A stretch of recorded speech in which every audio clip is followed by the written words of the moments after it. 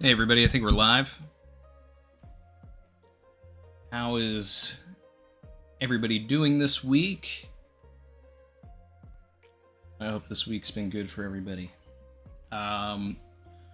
Today we're going to be tackling One Piece 1116.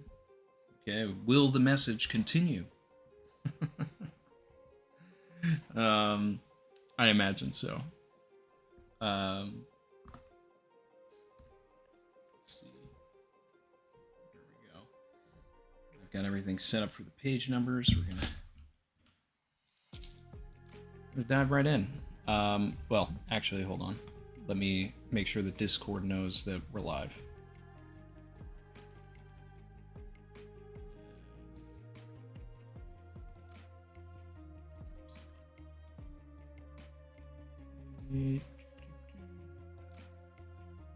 A little bit of quick housekeeping here.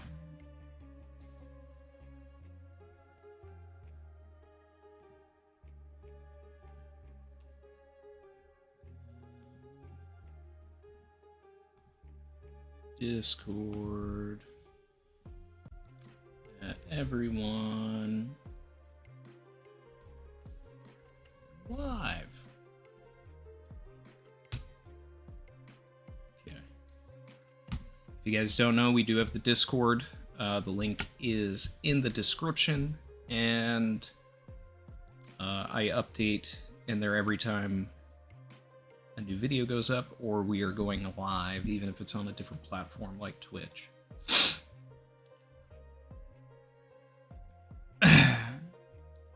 And thanks for everybody being here. Still recovering a little bit from being sick. This one's been a long one, so bear with me. I'm feeling much better, though.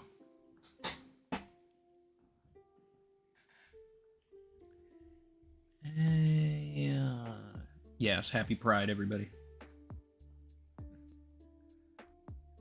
I see that in the chat.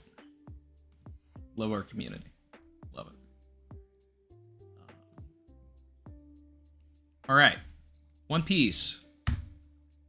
1116. Okay, we're actually, we're doing this now. We're doing it. We're doing it live. Okay, inner conflict. We've got Yamato here with Otsuru. Still in the flower capital. Okay, Otsuru is giving her some medicine and dumplings. Okay, so it appears like Yamato is actively writing this as if they are doing their own Oden's journal. I think that might be the way Oda's trying to go about this. By having it like Otsuru gave me medicine and dumplings. Oh, there's what was that guy's name? Was it the sumo guy? Whatever. I actually don't care what his name was. But is that Chuji in the corner with Osame? I don't know. There's like a little circle on top of. I think that's Osame, and I think Chuji's there. I think Chuji made it in. Big Chuj. All right. Let's get into this. We're not in Wano anymore. Okay. The weapons that sank the world into the sea are still lurking around somewhere? Question mark, question mark, question mark? Random town. I don't recognize it. Ooh. Oh, it's about to get spicy. Oh, wow. Look at this painting on the wall. Look at that. We got Imu here staring longingly at a particular individual who looks like a particular individual in Pangea Castle. Yvette said that she thinks it's Alabasta. I could see that. I could see it being Alabasta. There's no notables there unless this is supposed to be Koza in the the foreground of the shot. Which honestly it could be. In like the plaid shirt there. Oh yeah, by the way, I'm on page 2. Okay, the war from 800 years ago is still ongoing. Where? How could any of them still be alive? Yeah, that's the question, right? I'm seeing the new emoji in the chat. It's kind of hard to see. It's kind of compressed, but it is that VV hold up, let 'em cook from last week. I tried to make an emoji out of it. Yeah. Explain, Vegapunk. Sadly. Okay, so well now we know that that's Alabasta for sure.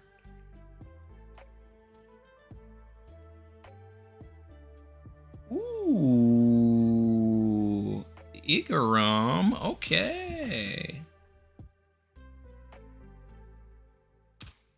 Missing. Sorry, BB. We're getting closer here. Ooh. Oh, are we here at the funeral of Cobra? There's Big Chaka. Got some unnamed individual that I have no idea who it is sitting on the opposite side of Chaka, though. I don't know who that is. Might as well be John Cena, 'cause that guy is invisible. Wow. We got the double member over here. Shout out to Type 35 and Cooper Y for joining. Together we're stronger. Stronger together. Another one. Together we're stronger. Appreciate you guys. Welcome. Okay. Wanted to create the energy that would power the industry of the world to come. And though it is still incomplete.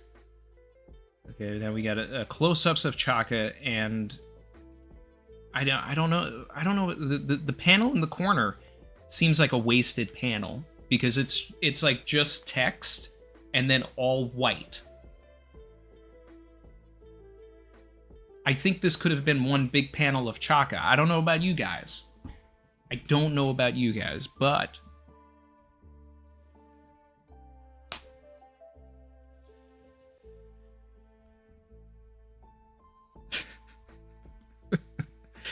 I love this page.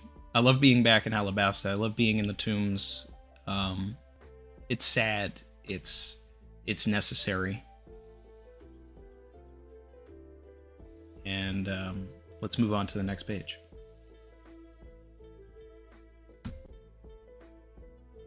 Yeah.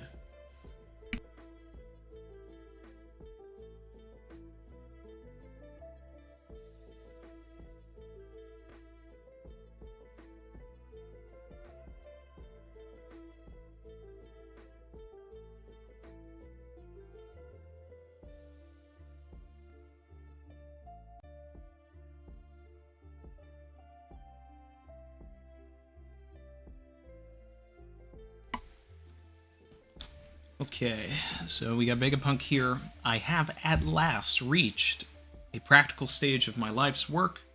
The Mother Flame! A fire that never goes out.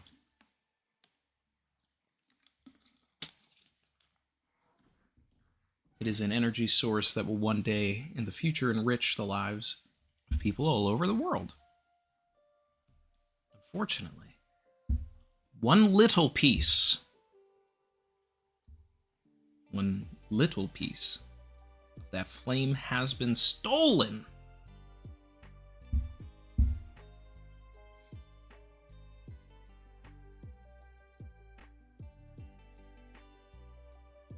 So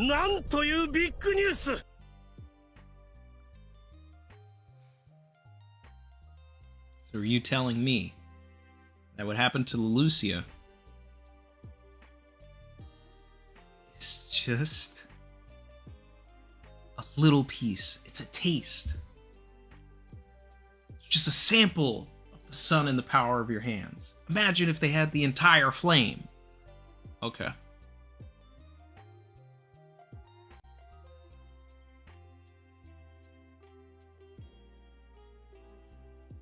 Okay.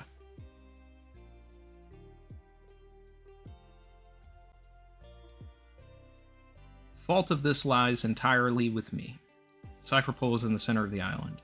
Flames are too intense. We can't get there. Next page. There's some major shaking going on up here. What happened, Edison? Kind of stunned too. This is crazy. The basement lab, the lava phase, and the cipher pole agents fell down here. And now I can't send more island clouds up to the straw hats. Oh no! Fell down? What do you mean fell down? One of those crazy 5 elders is heading your way. Please, Stussy, you've got to run. Okay. May I free Kaku, Edison? Aw. There's something going on there?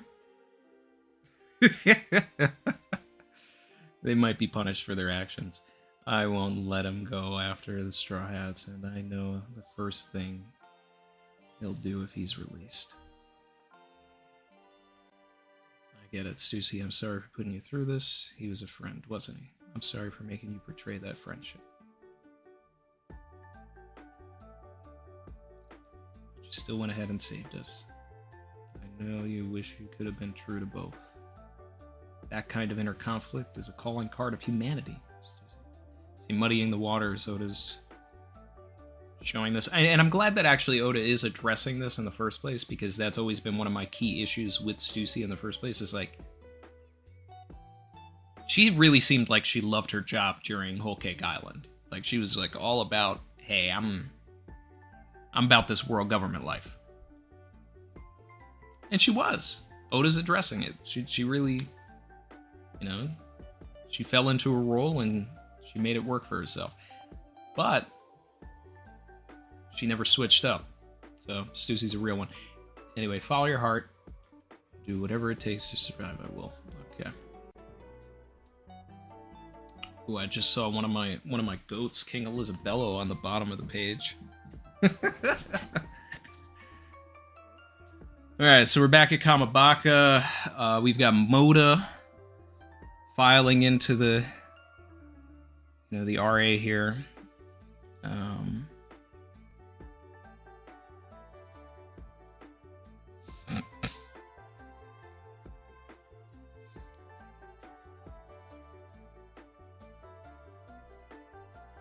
Okay, around 2 weeks after the theft of the flame, the sky over Lucia shone with a powerful light.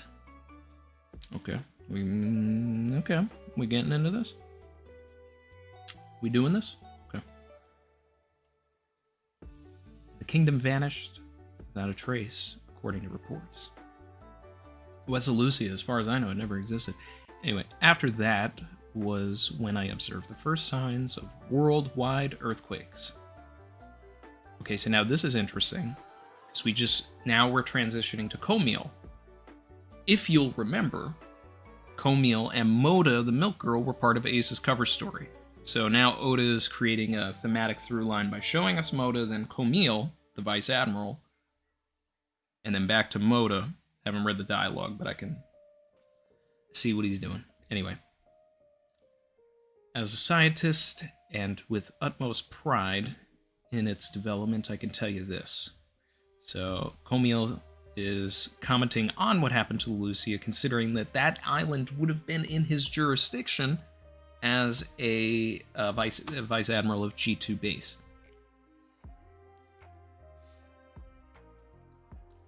Moda's recognizing that someone, not something, is responsible. Nothing but the Mother Flame could have created so much energy.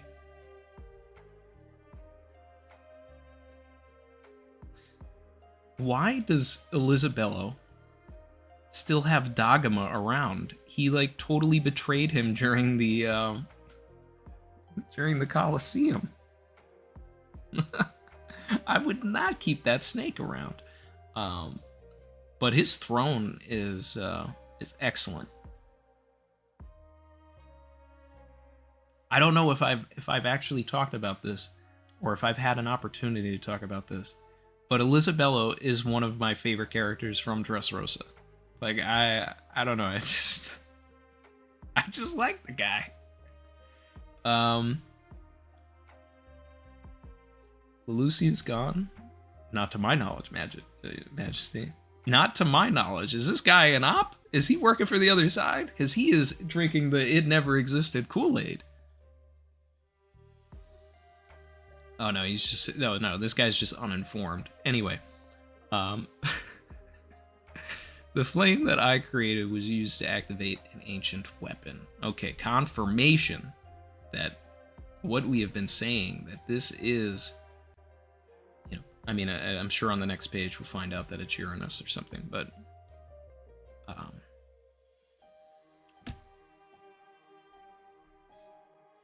you know, and then finally, people can stop commenting on videos when I talk about the Mother Flame instead of saying ancient weapon or Uranus, and they're like, the Mother Flame is the ammunition, it's what powers it. And it's like, yeah, I know, but we don't have confirmation that it's Uranus. Like, yes, we kind of know it, or, you know, or whatever, that it's an ancient weapon, but it's still speculation until right now when Vegapunk corrected it. So it was much easier to say the Mother Flame than to say anything that was actually wrong. Anyway, next page. I know nothing about who might have carried this out, but the results speak for themselves. My actions have led directly or indirectly to the loss of many human lives. Okay, speaking to the Einstein of it all. A fact that weighs most deeply upon my soul. I am so sorry. One of the last recorded messages or writings of Einstein, you know, I could be wrong whether it was, you know, some sort of an interview or if it was like a note that he left behind before he died. He spoke about how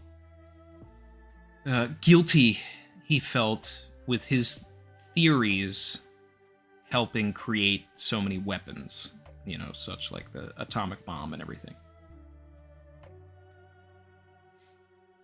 He felt responsible for that even though he wasn't part of the Manhattan Project. So this is Oda just speaking on that. I have inadvertently proven that the man-made disaster that once sank the world is possible. Again. No, Vegapunk, it's not your fault. Okay, are we back in Baltimore? And back to Wano. Ooh!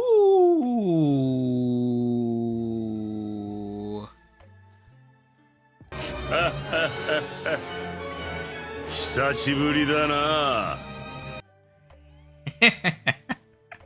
I love how I have that as a quick button. I don't even care about this Wano panel. I just saw Croc and I'm like, hey, let's go. Put those Crocs in the chat, guys. Put them in the chat. I see we're already starting the Croc trend.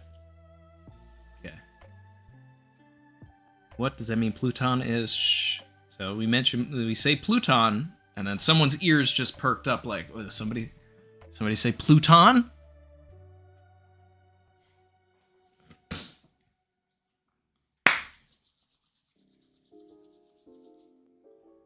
In the past, there were 3 ancient weapons. I'm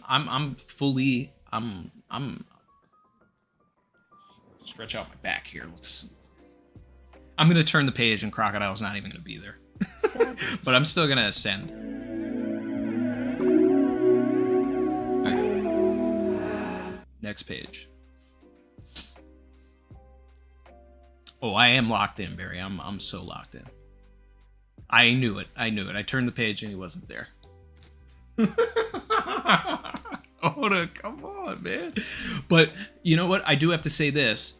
Oda deliberately did not draw the background of where Crocodile is. He is trying to hide where Crocodile is. Because he's probably not on Empty Bluffs anymore. And a day ago, he would have been fighting 3 Seraphim. So this means, put some respect on my goat. He got out of that situation. He can hang. Crocodile can hang, okay? Anyway, sidebar, but we're in Ryukyu Kingdom. And Joy Boy attempted to preserve them for the future. Why would he do that? And Joy Boy attempted to preserve them for the future. Okay, that's key. That's key. That's big news.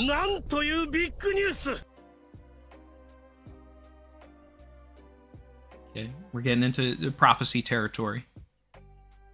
This is this is a mouse tool that can help us later. That's a surprise tool that can help us later. That's a surprise tool that can help us later. Ooh,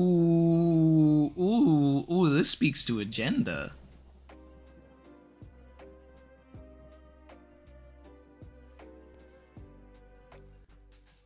Ooh, this speaks to agenda. A ship on the water. And then we cut to Suru and Sengoku. Showcasing, and I said they were going to leave. They talked about how they wanted to find the Cross Guild. Will Sengoku run into Law, who is swimming along the water? I think he will. Sengoku's either going to run into the Cross Guild, or he's going to run into Law. Anyway. They're making moves. They're making action. I mean, their goal is going to be like, hey, we got to get Garp, but they're going to get sidetracked, I think. I don't know if they're going to actually get mixed up in the Garp stuff. They could. So those are the three. Those are the 3 things. Nothing else is going to make sense. And multiple things can happen also. Like, it could be runs into Law and finds Garp, or, Cross Guild. But anyway. The day will come when all of the answers are laid bare. You're gonna choke yourself, you fool.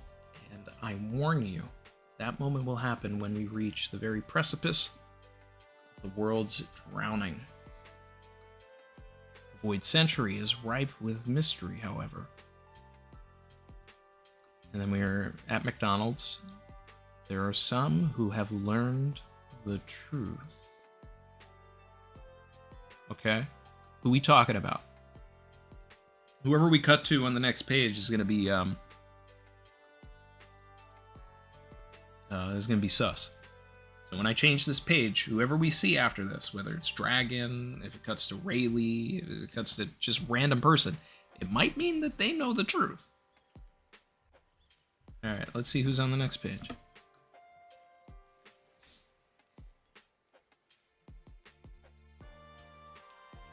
Akainu knows? What does Akainu know? You're really going to tell them everything, Vegapunk? What? Whoa, hold on. Hold on. What do you know, sir? You're really going to tell them everything. What do you know?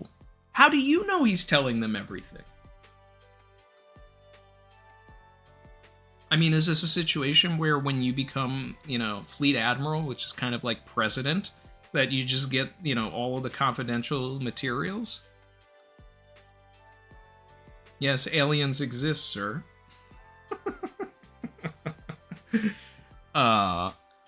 Okay.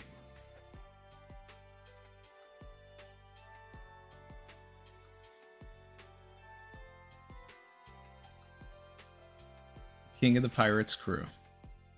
Yeah, I mean, we knew this. What? And then we cut to Crocus, obviously. He knows. We've talked about this. This is why I was, when we did see, Crocus at the start of this, everybody's listening to the message and they're all, like, locked in, and he's just like, yeah, all right, whatever, I know about all this. We've been seeing Crocus a lot during all of this. Okay, we got the Long Arm Tribe. Why are the secrets of the world in the hands of pirates? We're all in terrible danger.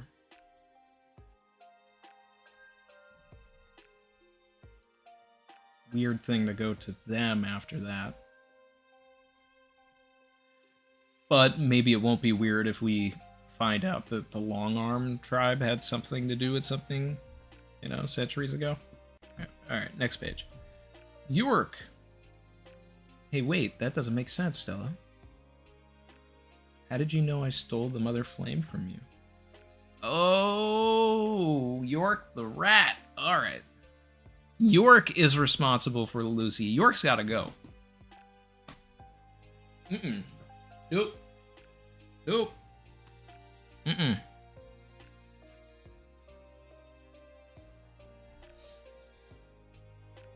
I stopped synchronizing. You couldn't have known. And I know you're terrible at lying and acting.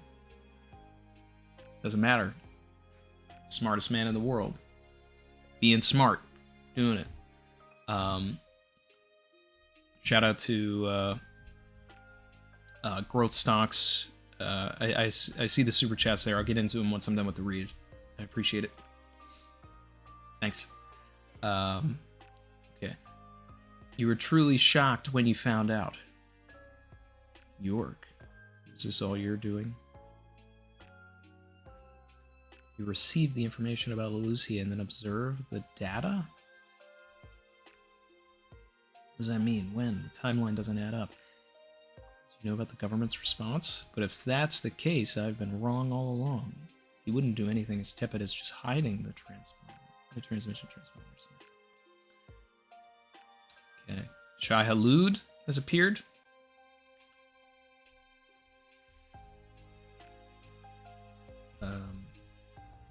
Next page.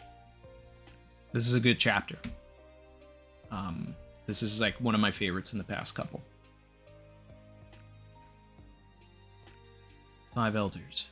I know where the transponder snail is. You're certain? Absolutely. I'm Vegapunk too, you know. Transponder snail is under the protection of the Iron Giant in the Fabrio phase. We talked about this. That was,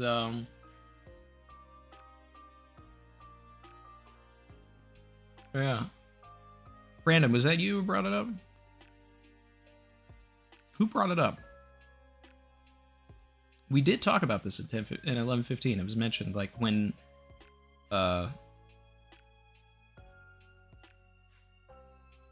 in Vegapunk's introduction, he teleported inside, like, partially, into the Iron, the Iron Giant here. Growth did. Okay, it was Growth, yeah. Nice. So, this is not my W. This is Growth's W. Another one.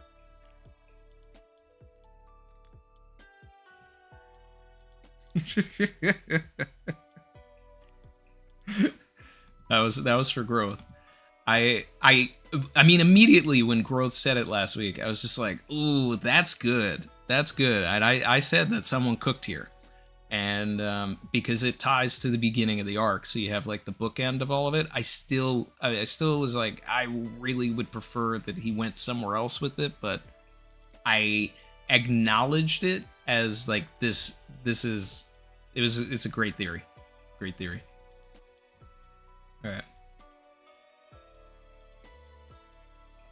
Next page.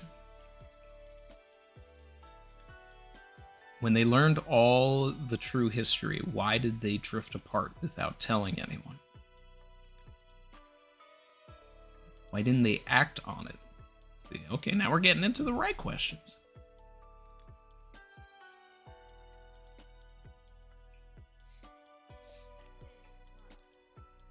Okay, see, everybody was like, when are we going to see Rayleigh? And I said, we would see Rayleigh and, like, these important people when it, you know, like, when it got time. Are we going to see Hancock also? Is that, you know... Is she going to be with, under the protection of Rayleigh, or what? Okay, so we got Shocky here. You've had too much to drink. It's not likely to be this wiped out. Ooh, I'm just an old man now. Telling them too much, Vegapunk. Don't be a fool. Us old folks should keep our secrets. Should you? I don't know. Maybe you're part of the problem, Rayleigh. I mean, sure, you trained Luffy to do your dirty work for you 20 years later, but at the same time, that's the attitude of a man that's like, if they drown, they drown. Anyway. Don't rob the youngins of all the fun. Right, Roger?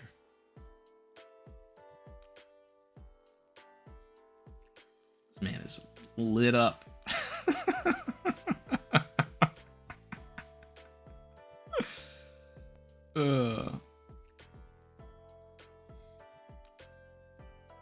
You loyal.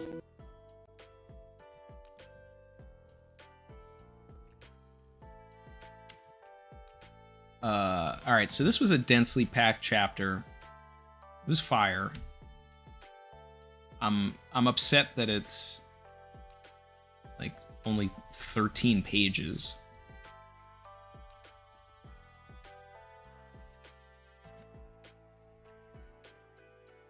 Like, this is one of the shortest chapters in a while. I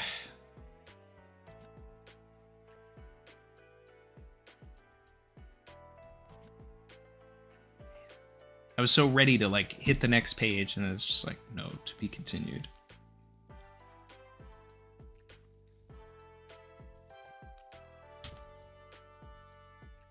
Wow.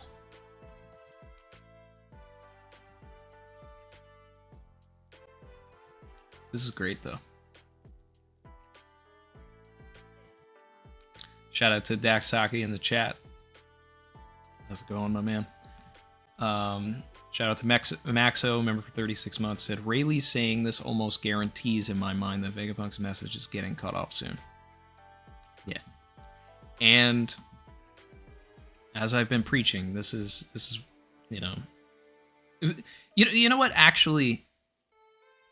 The funny part is, like, I was kind of making fun of Rayleigh, but that's been my attitude this entire time, is stop robbing the youngins of their fun. You know, because all I've been preaching is this should be Robin doing it, not Vegapunk. Like, the whole time I was just like, no. I do not want this because it is taking away things that, yes, are, you know, now in this sense, the younger characters would be doing. Oh, man.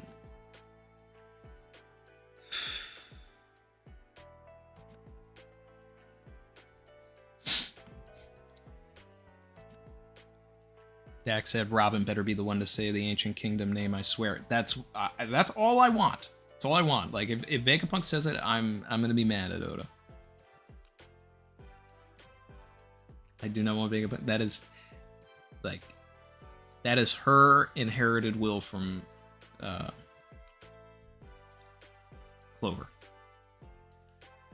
Barry super chatted and said, this all felt like a doomsday prophecy. So why did Roger and his crew laugh? I'm desperate to know.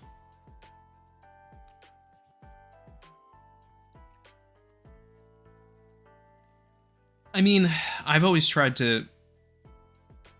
I don't know, the ways that I explain it get too heady and psychological and get too into the processes of how people, like, internalize, you know, grief and that kind of stuff. Some people laugh when things are, you know, really bad. You know, and I know this from experience, because, I don't know, I was in high school, and, I don't know, it's like,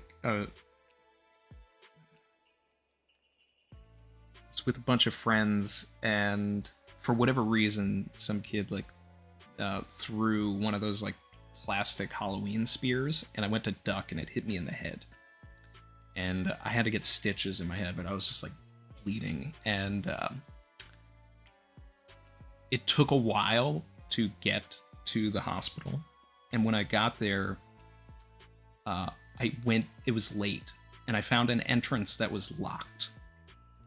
And for whatever reason, like, I thought this was the funniest thing. Like, am I going to die? Like, what is happening here? Like, there's so much blood all over me from a stupid plastic spear toy. And I get to the hospital, and I can't even go inside. I can't even get fixed, and I was hysterical. And then I went around and I found the real entrance. And then waited a couple of hours before anyone saw me while I was still bleeding. Yeah. But yeah, that entire time I laughed. Much like Roger did when he found the One Piece. But, I mean, that's a sidebar, you know, like, weird story, but the, I don't know if it actually applies. But it's, I don't know, it'll be so interesting when we do find out the, you know, the truth of it all. But, I mean, like, here, it doesn't seem like Rayleigh is laughing. You know, he seems like he's having PTSD or something. Like, he doesn't want to deal with all of this.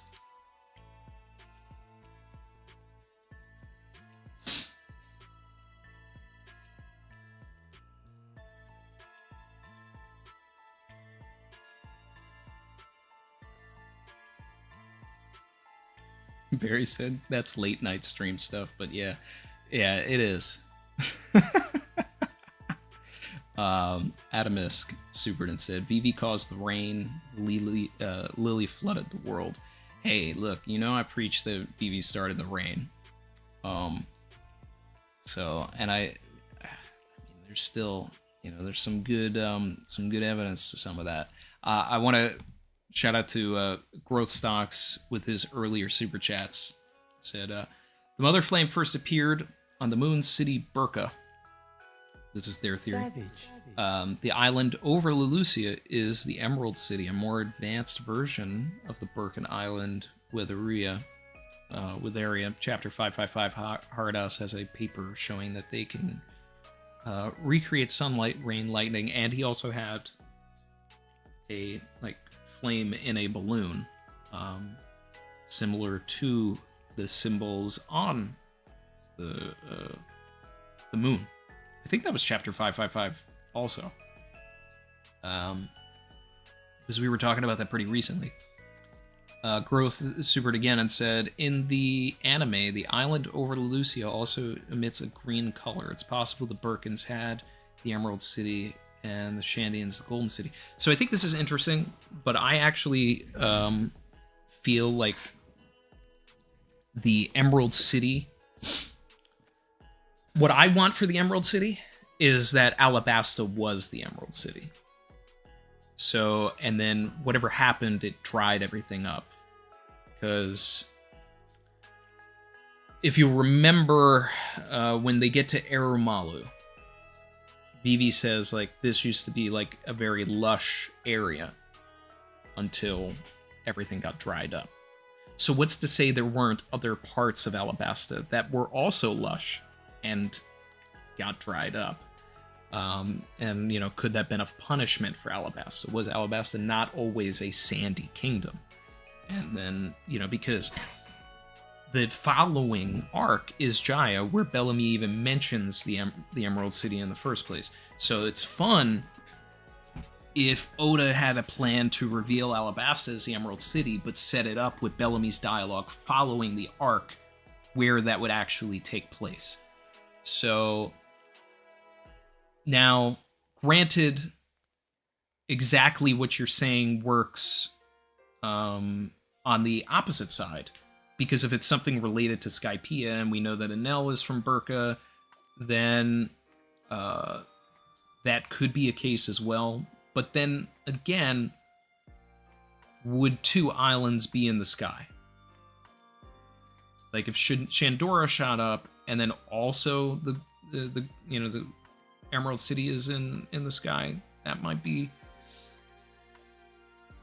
I like the thinking. I don't know if the Emerald City's in the sky. But hey, you were right about the robot, so give you the benefit of the doubt. It's a fun thought though. I like it.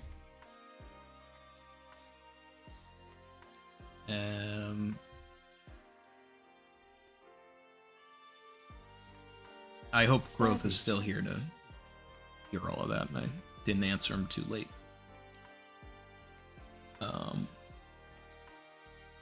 Perpetual Punster Superden said, if the Gorosei destroy the Iron Giant, the triangular transponder snail might end up in Robin's hands to finish Vegapunk / Professor Clover's message. That's best case scenario right there. Like, that's what I've been saying. Like, if it's gonna get cut off or whatever, like, Robin needs to, like, grab the snail. Like, I've literally said this. Like, he needs to grab the snail and just finish the message. Need that. Need that. So if it is a thing where they take down the Iron Giant or they make the snail, like, come out, like, it's gotta fall right into the lap of Robin. Which would also be convenient, but would also be fate, right? If it just so happened to fall in the lap of the one person who could finish the message, then it was meant to be told.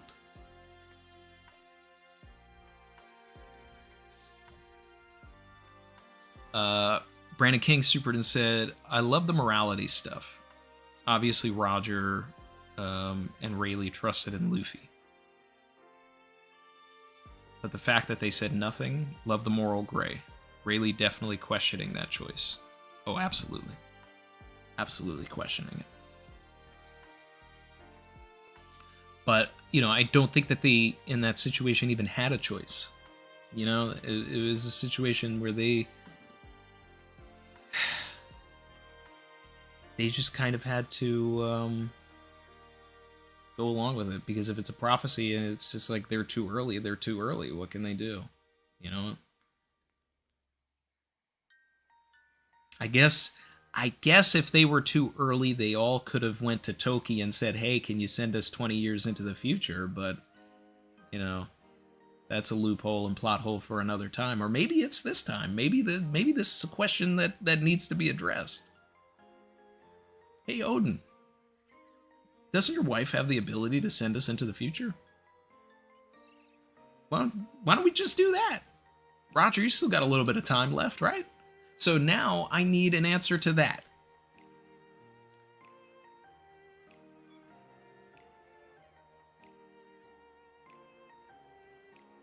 This is the problem with introducing time travel into a story. Sigh. Okay. What's to say something like that didn't already happen? I don't know, man. I know, I can't. Or can I? Vasil, Vlad, Ivanovici, supered. Appreciate you, man. Thanks for the 10. It said, I equals Savage. 1, Moo equals 6. 1, 6. Last week, I speculated Emu's face will be revealed. Putting my tinfoil helmet on, I still believe that to have been the case with Lily's portrait. Both her depictions have been uncanny.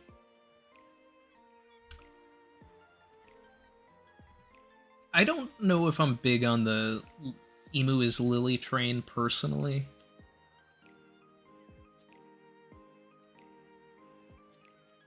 It's almost too Occam's razory.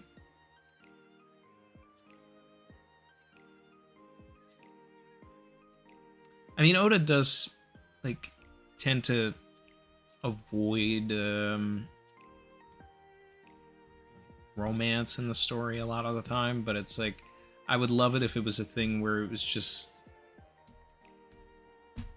you know, unrequited love, or got betrayed by her, or they were friends and she didn't agree with his methods. You know, it's like they could have been two people that started out with the right goals.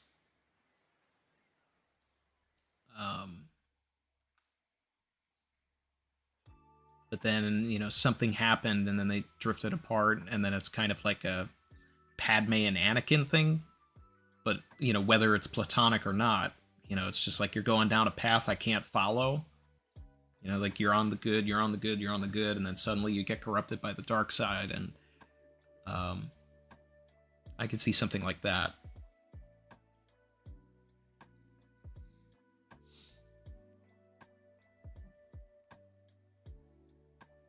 But I do feel like my interpretation is that this chapter definitively tells us that Joy Boy isn't emu.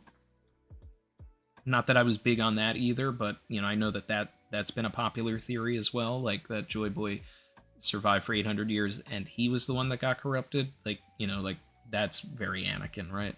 Because you're setting up him as the hero, but he ends up being the villain.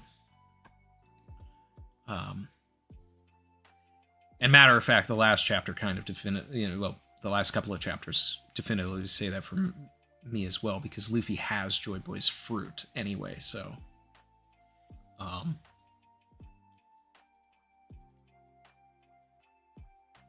and for Luffy to have the fruit, Joy Boy would have to be dead. So Joy Boy is dead, or somehow the fruit was extracted. I mean, if it's the Sun Wukong thing where, you know, Joy Boy is like trapped in a mountain or something, you know, or under some rock, or I saw a great comment. I don't remember who it was from, I'm sorry, but I did screenshot it so that if I ever like use it in a video, I'll shout that person out.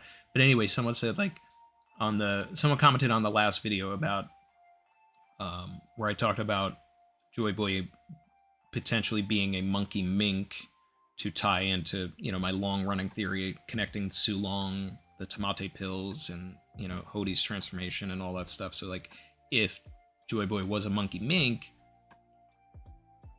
then it could explain how minks can turn in, you know, basically go Gear 5 when they look at the moon. And, but in the Sun Wukong story, Buddha traps Sun Wukong in a mountain, and the silhouette looks like Luffy when he's in the sky, after he rings the light of Shandora, in like multiple depictions of it. But the comment was, what if that's why Blackbeard is looking for the Mero Mero no Mi? What if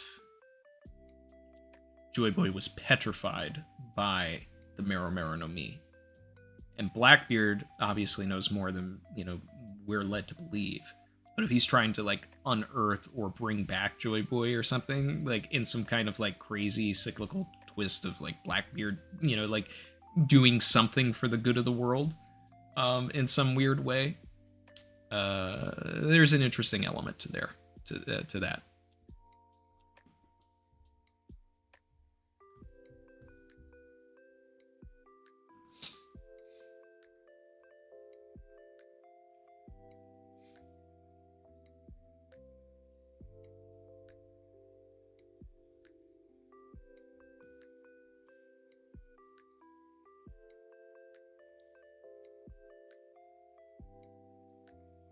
Shin said Buddha Sengoku's ex-Devil Fruit user trapped Joy Boy 800 years ago on a mountain. Yeah, I mean, probably. There's definitely a reason why there's a Buddha fruit, you know.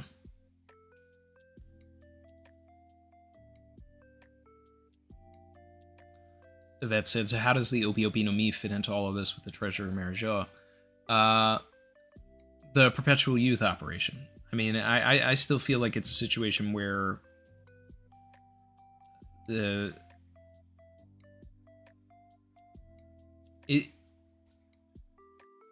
I've always felt that within the parameters of One Piece that it only made sense to give the remaining lifespan of a user. So if someone eats, like, if Law were to do it to Luffy and Law, like, was projected to have another, like, 60 years of life left, 80, whatever, like, that's all he could give Luffy. That would be his immortality. You'd have to have the operation, like, done again by someone else that ate the fruit. So that's been my thinking, so that, you know, the Gorosei and Emu had, like, you know, a revolving well of slaves that they, like, fed the fruit to and then forced them to give up the rest of their life. Like, you know, like, if I wanted to get really dark about it and, like, try and figure out, you know, like, justification for certain, you know, like how they're alive. But with some of the crazier things that have been happening, like, maybe it is just a thing where it's like Here's the immortality. And a lot of the Sun Wukong story in the first place is revolves around a quest for immortality. Literally, like, Sun Wukong goes on a quest to become immortal, and he achieves it. And there's, like, several different items, including a fruit, that when you eat it, you know, it becomes immortal, and then, like it's literally described as, like, Sun Wukong being, like, 6 or 7 times immortal. You know, so it's, like, just how much more immortal can you get?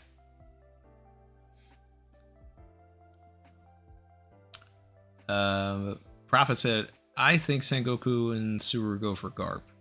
Suru may try to wash Kuzan just to reveal there's nothing to wash. His allegiance hasn't changed. He's doing it all himself. Is that how her power works? That it, like, reveals the truth of someone? I thought it just kind of, like, turns you into a towel.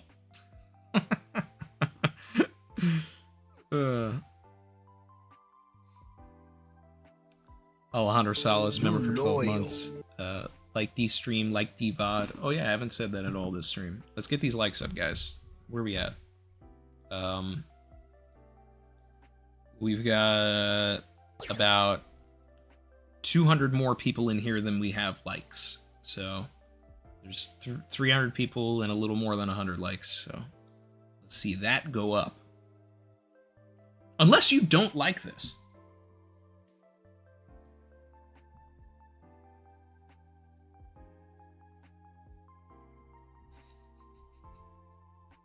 I can't force you guys to press a button if you don't like it. Stay true. Stay true to yourselves, guys. Let's see.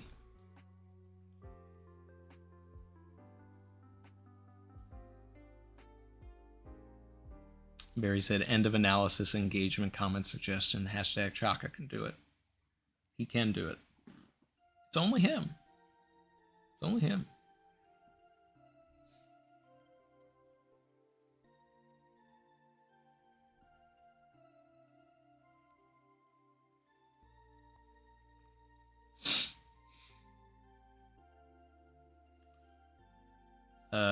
Maxo said Luffy is and has been immortal by that definition. It's part of what Vegapunk is telling us. You loyal. I mean, that'd be crazy. AJ1218 said, remember for 36 months, said, even if you dislike it, is engagement. It's a bad thing to do, and at a minimum, you should do one or the other. That's true. That's true. YouTube just cares if you press a button, not which one. But it is crazy that, like, everybody was saying, you know, and it's like trying to figure out how to get out of algorithm jail. They were just like, yeah, engagement gets you out of it. And sure enough, everybody engaged, and that Luffy lineage video, which was projected to, without engagement, to probably get, like, I don't know, 18,000 to 20,000 views or something, got, you know, is over 110,000 views, and is, you know, the most watched theory on the channel. So, that's thanks to you guys. I can make the video, but if you guys don't press buttons, then no one sees it.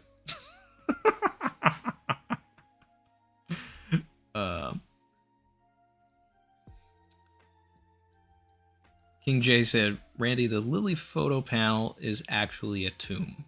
I was waiting for you to read the chapter, talk about it with the #1 Nefertari fan. Can you check DMs in Discord? Let's see.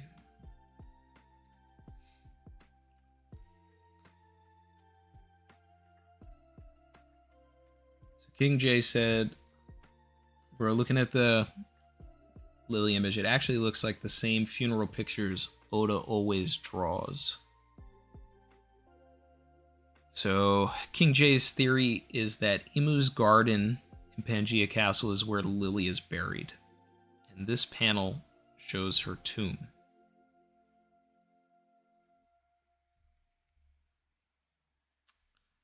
mean, that's a good thought. Let's see what the rest of this says.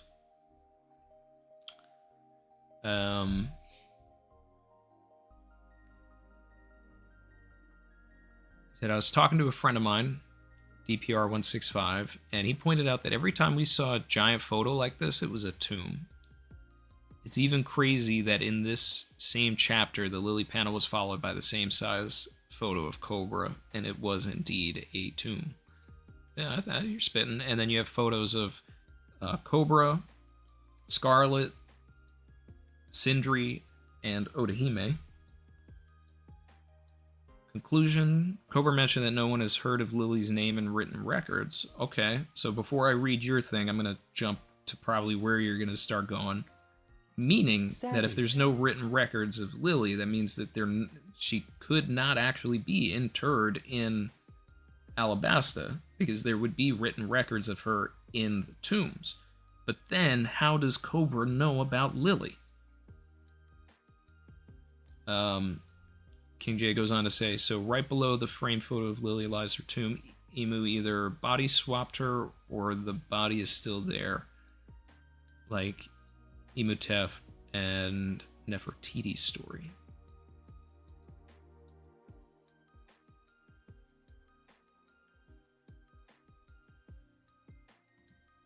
Okay. I liked your tweet, bro. That is, I think he's spitting. I don't know if I'm 100% on it, but then, I'm looking at this image, and I'm like, the paneling on the wall is a little sus. Like, why is there a line break around Emu's supposed waist, and then more wall? So, like, if the wall, like, opened out, I could see that. If you actually look at this image, because I was like, okay, is it a thing where the image, like, the painting pops open and then you go behind a wall, but then it's like, oh no, actually, the wall has, like, a weird indentation in it where the whole wall would actually be able to pop out, potentially. Allegedly. Speculatively. And you know what? Actually, I'll do you one further, King J, to help this even more. Is when you look at this on the official, right, and you're looking at both pages side by side, and you're in the view where it's showing you both pages, like almost as if you were reading the volume. You're actually looking at, on the left page, the Cobra image, which you already talked about how it's like on the next page, but I mean, it's actually at the same level. Like, it is parallel to the Lily photo. The Lily photo is in the center of the first page there. Cobra is in the center of the second page. So if Oda was actually trying to create a narrative link there, everything is there for future analysis to say, like, okay, this was planned.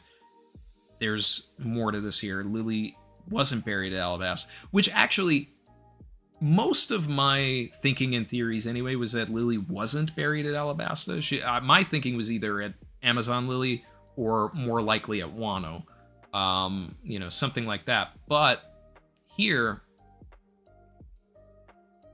because I feel like it's implied that she, like, kind of took on this, this journey of her own to make sure that the poneglyphs got spread around. So Lily had to have gone to Wano, talked with the Kosuke clan about making the poneglyphs, under the assumption that I will always have until Oda says no. She used the pawpaw fruit to send the poneglyphs to all of the allied nations. Well,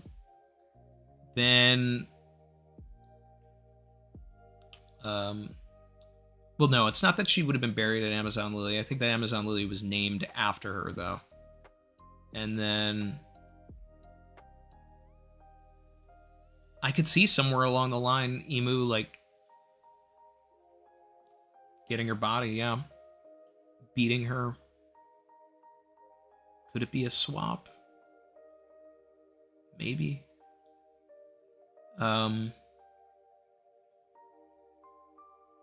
I mean, they lost the war, right? Which means that Emu, well, the war is still going on, but I mean, like, they definitely lost a battle, a big one that lasted 800 years. So for Lily to have died at the hands of Emu or something like that, and then based on their prior relationship, platonic or not, then I could see him, you know, turning that garden into like a tomb area there. That's not a stretch. Yeah, King J's cooking.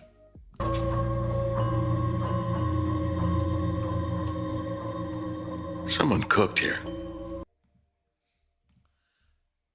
Vasil Vlad Ivanovici, appreciate the 20, man. Thanks. He said, shout out to Black Tyante Zavi on Twitter. In One Piece Movie 3, the villain is a monster named Lily Carnation that absorbs the Straw Hats and uses their powers. Emu may be a victim or puppet of Lily. Butterflies are attracted to dead bodies. You know, it's also attracted to dead bodies? Flies.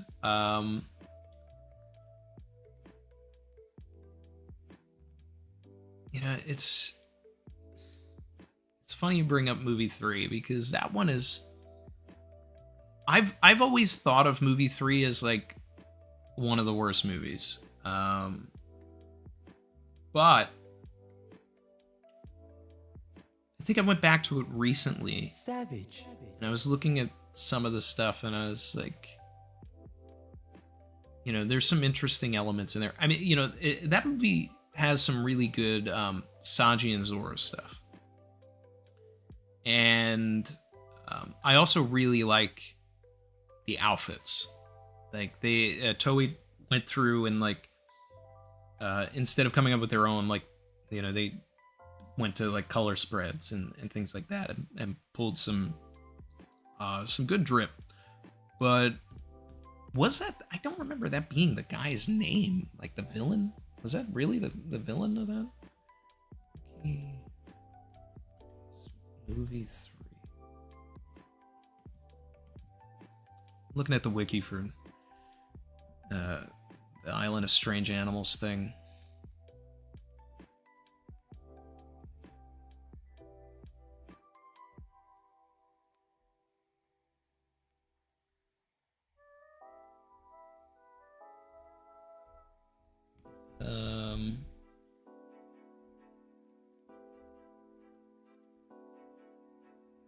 So I could have sworn that guy had a different name. Yeah,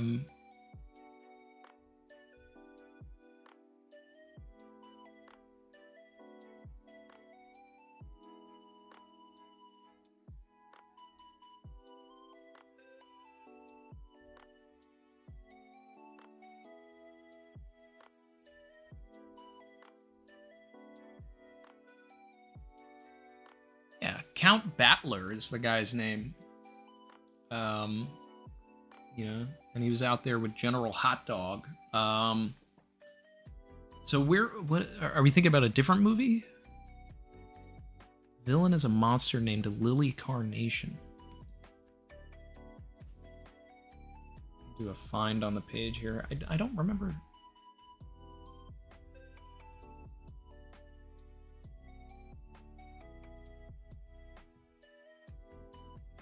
Savage. Are we thinking of a different movie, maybe?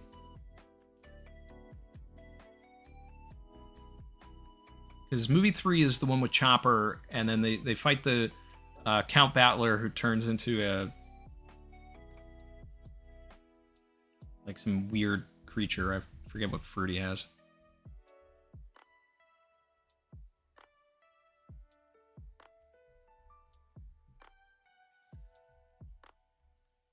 I gotta say, I don't remember the like the end of that movie well enough to go into it, but I don't. Let me look at the chat, because maybe there's answers about like this Lily Carnation thing.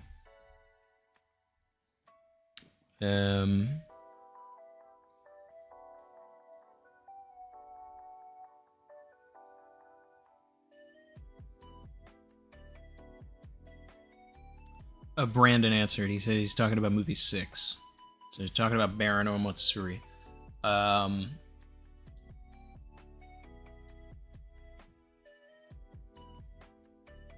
I went on a tangent about movie 3 for no reason.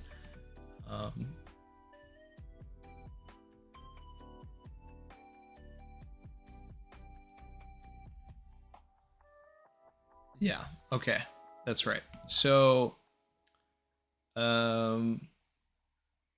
synopsis. Chance meetings with a pirate family and a former pirate captain unravel a few of the mysteries on Omatsuri Island, particularly one that interested Robin about Omatsuri Island's special flower, the lily carnation.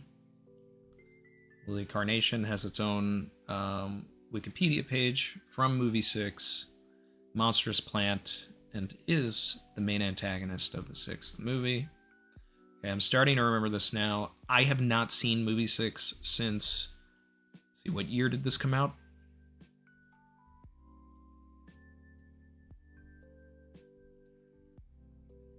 I don't know. I feel like this movie came out in like 2004 or 5 or 6.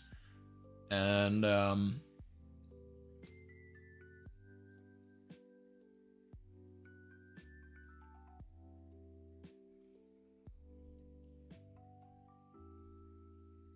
I need to rewatch this one. I think the last time I even looked at this was when I was a teenager doing the subtitles for Kaizoku fansubs on it. So I can't speak about movie 6 well enough. Could be a fun, like, watch through thing on Twitch or something. You know, a movie 6 thing. Just a weeb. Superden said, the flower room, Lily, that's her grave. That room we see Emu in is her tomb, question mark. That seems pretty compelling to me. We just talked about that for about 15 minutes with King J. I like it. I think there's credence to it. Ryro said, yo, I love the new VV shushing Morgan's emote. Yeah. Is it too compressed? Like, or is it good enough? Like, I don't know. I spent a while trying to, like, mess with the proportions to, like, make it fit. And, but I love it. It felt like something that the channel needed.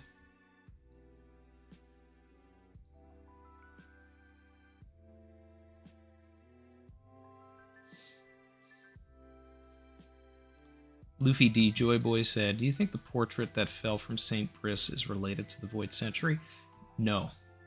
So we know for a fact that the St. Brice situation was only like 200 years ago. I don't remember the exact timeline of it, but it was not in the Void Century. We know that it was 200 and something years ago.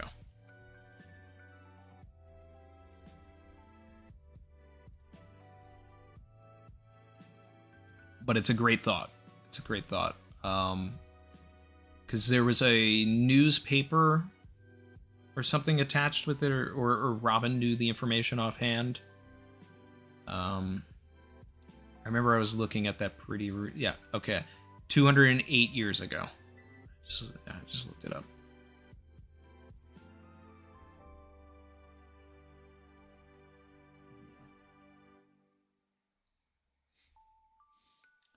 Yeah, I mean, there's a whole bunch of stuff that, like, you know, I mean, there's a lot of things that can happen in 800 years. You know, it's like 200 years ago we had the St. Brice, which is around the same time as the ancient robot, like, attacking and all that stuff. Somewhere in the last, you know, 100 years or so, or 200 years, we had the explorer Louis Arnault, who wrote Bragman, like, discovering Little Garden and naming it. So, you know, there's stuff that, like, really needs to kind of get addressed, and we also need to know who the physicist when the St. Brice was falling. We need to know who that guy is. Willie. Because he's speaking to a lot of stuff that Vegapunk speaks to. Those are some of my, like, big burning questions.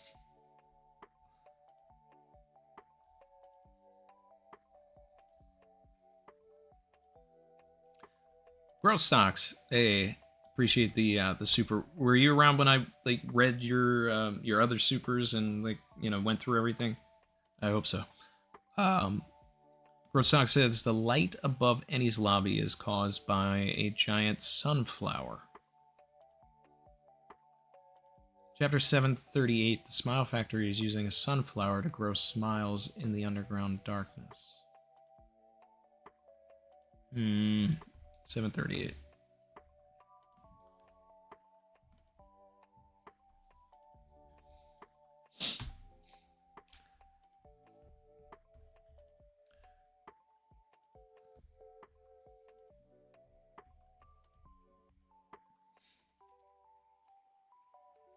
Luminescent flowers, the elegant sunflower.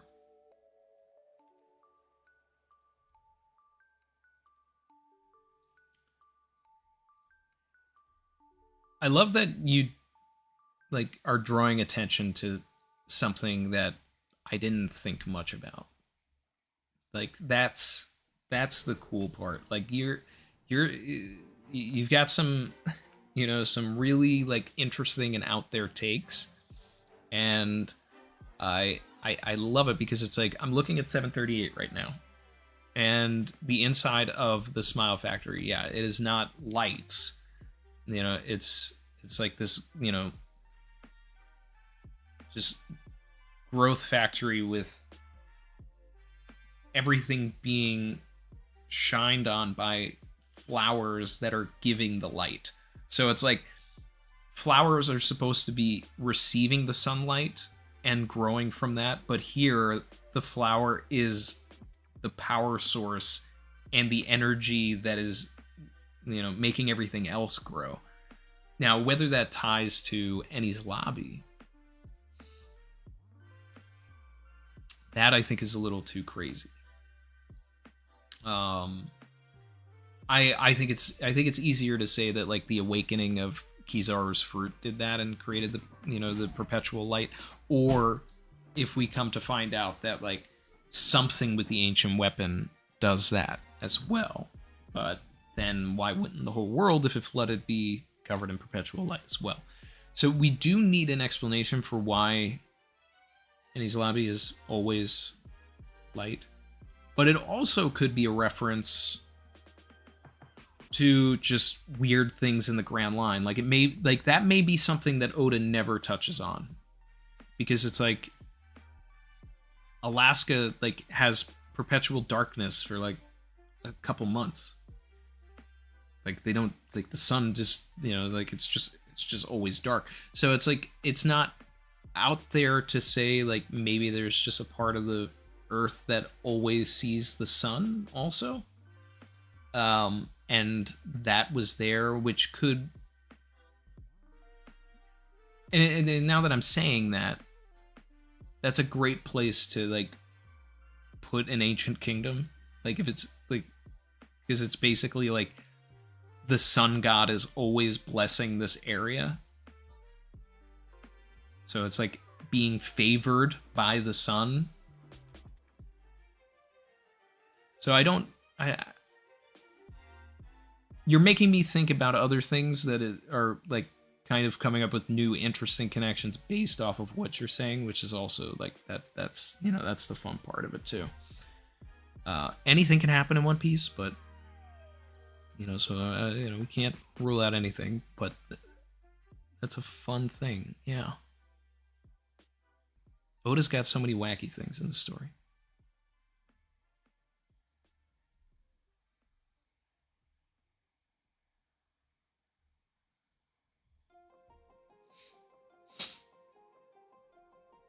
Max, I said, oh my god, we got the VV interrupting Morgan's emote. You know it.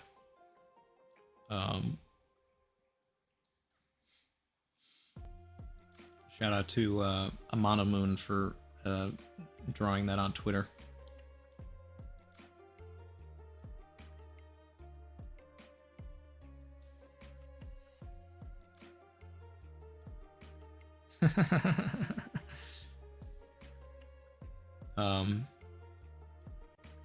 Barry, I saw your Twitter comment. Brandon King said, I love Rayleigh's final lines in the TCB. Don't be an ass and take it away from the youngsters. The thrill is theirs to seek now, right, Roger? Yeah, that's a bit more direct, and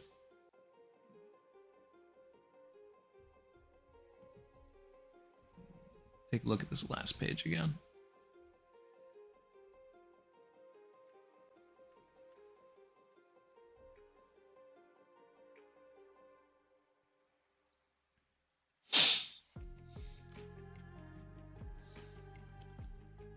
Yeah.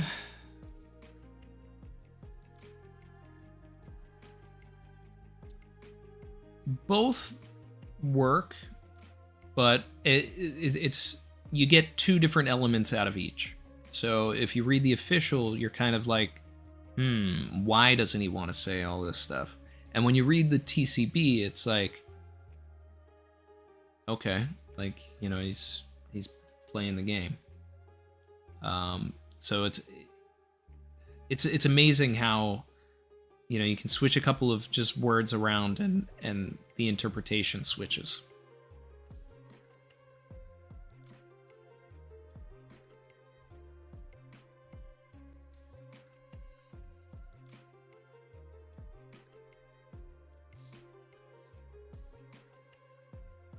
Shout out to Old Green Knees, Super, and said, Stussy triple cross, agenda is dead, I weep too. But, you know, now, if anybody was shipping Stussy and Kaku, those stocks are up. Cash out now.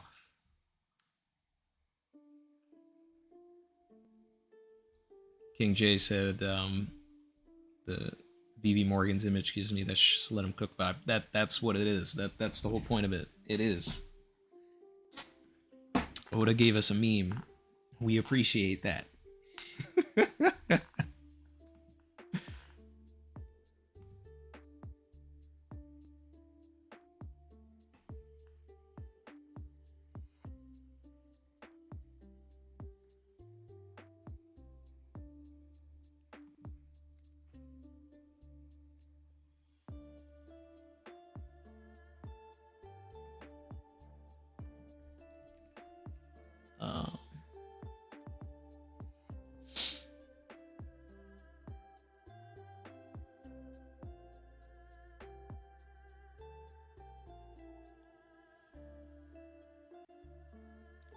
Just catching up on the chat, guys.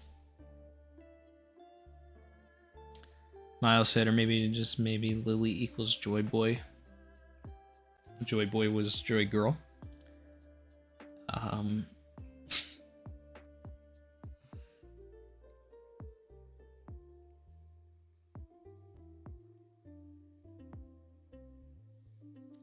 Acti said, awaken Sun God, or Annie's Lobby is the true North Pole.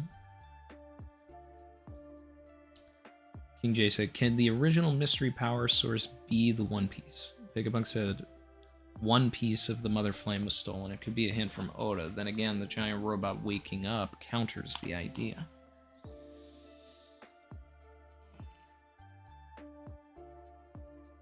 I don't feel like the One Piece should be a another power source. It should be like, if it was going to be anything, it would be what it's supposed to power rather than the power source. Like, if you're building towards something, you're not going to get to the One Piece and it's like, here's the gas, now go find the car.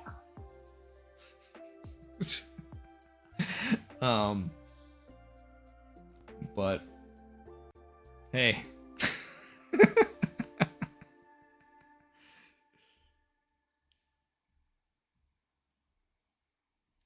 Aether said, do you still believe Law is in Sword? I believe that there's an opportunity for it to still happen.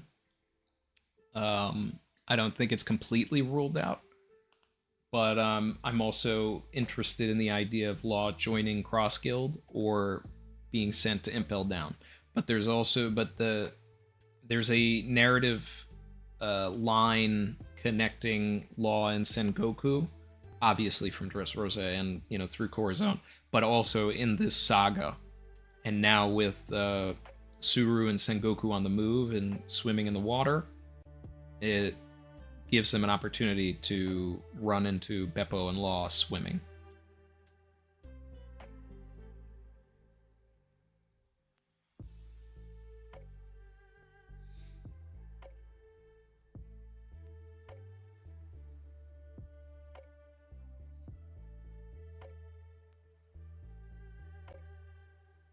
Leonardo Martin said, Randy, why does Nefertari Titi look like Lily if Titi is not a Nefertari, or she is? It's the way that I interpret it is that Cobra is not a Nefertari. So Cobra married in and took the name.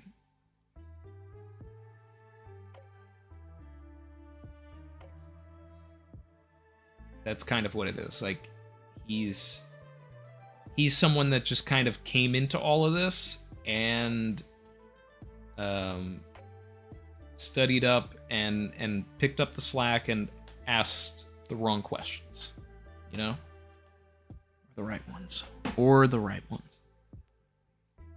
So I think it's a thing, and I also believe that it's probably like maybe we'll get clarification for this at some point, but with the royal families and with celestial dragons in general, whoever, it's like the Figurlins and the Manmeyers and the Roswalds and all that, like, they're not going to lose their name. So it's like, if Roswald's daughter married, whoever she married would become a Roswald. That's the way I see it. So we don't know what Cobra's real name was, but it was not Nefertari Cobra.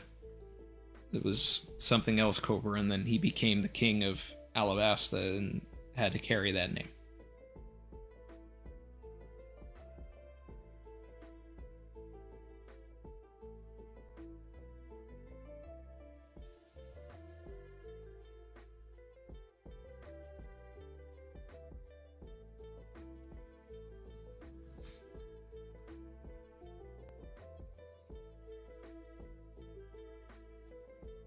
See, Dizza said Akainu's line in the TCB was similarly vague.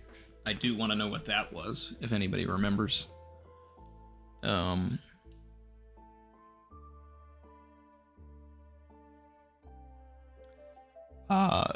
Yvette said, Randy, do you have a favorite ship? Romance, not boat.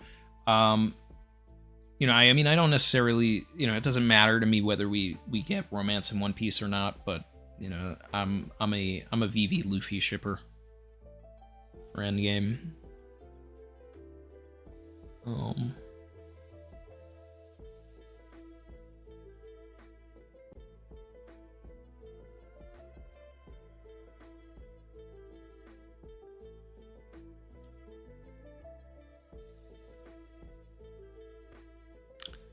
And I also like Barto and Hancock. I think that's funny. Doggy Doggy said, hey peeps, just tuning in. Did Randy see the goat Chuji on the cover? Oh, I immediately spotted him. I spotted that little squiggle of Chuji immediately. I took my time and I found him. I needed no help.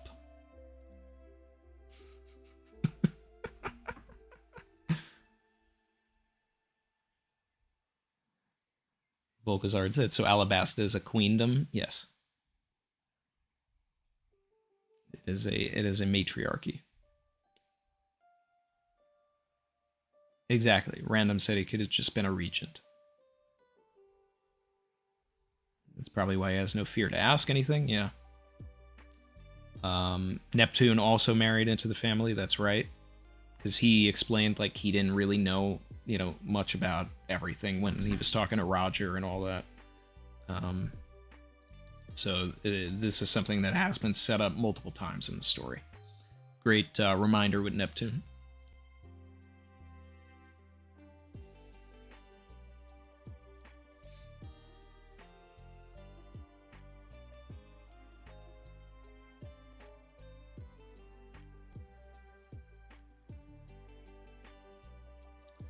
Lucky Doggy said, do you think the theories about Jupiter being a traitor amongst the elders is possible? In this chapter, we see him save the Cypherpole agents after it was mentioned that they were trapped by flames. I mean, I don't think just because he's an elder or whatever, that him protecting some assets means he's a traitor. It just means he was like, let's not have everybody die.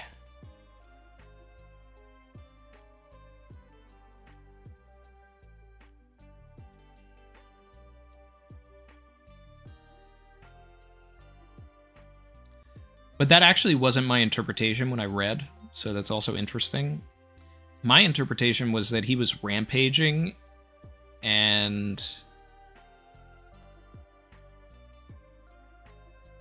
like didn't care that they were in his way. But now that I'm looking at it, I'm like, okay, so they're still falling and he's catching them. Which is kind of weird that they're still falling. They should have landed by now. Didn't we actually see the Seraphim already land? I don't know. That's a weird panel.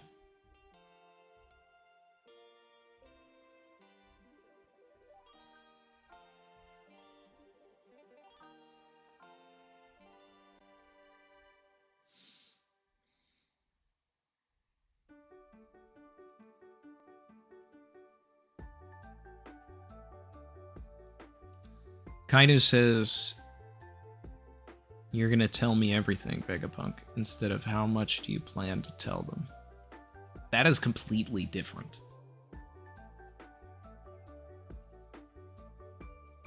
Because the TCB implies that, that is great fuel for anybody that is pro Akainu turns on the world government, which, I am vehemently against. I want Akainu to... Like, no redemption. No redemption for Akainu. I don't care how... No. Mm-mm. Nope. Not happening. Whereas the official is like, he got a dossier when he became Fleet Admiral, and like, he knows this stuff. So...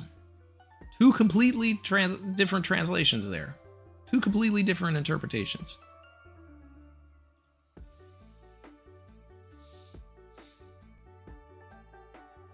Miles said chapter 215, Igaram dreams of Vivi saying she'll be Pirate Queen. Oh yeah, that's my evidence right there. I call back to that.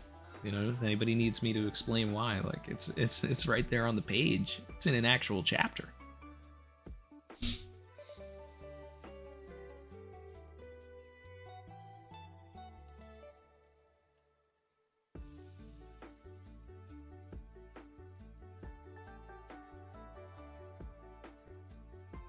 Savage.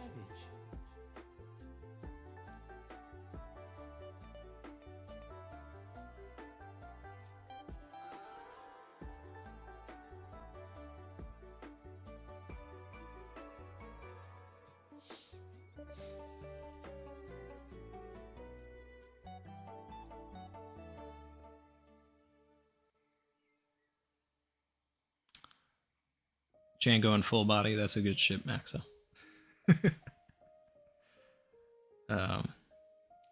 King J said, Randy, Neptune being married into the family like Cobra brings a great parallel to that old theory of their daughters being the forest god and rain god, respectively.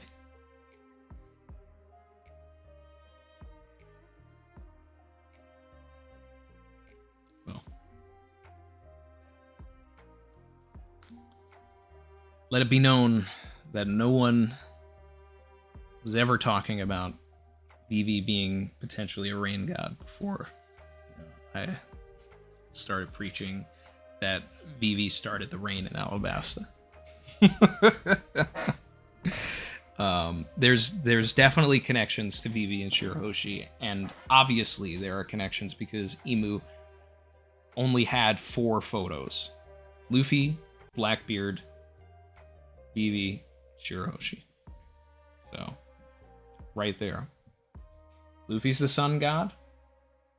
Blackbeard can now move the earth, so, you know, that could potentially make the Goro Goro no Mi, the Hito Hito no Mi model earth god.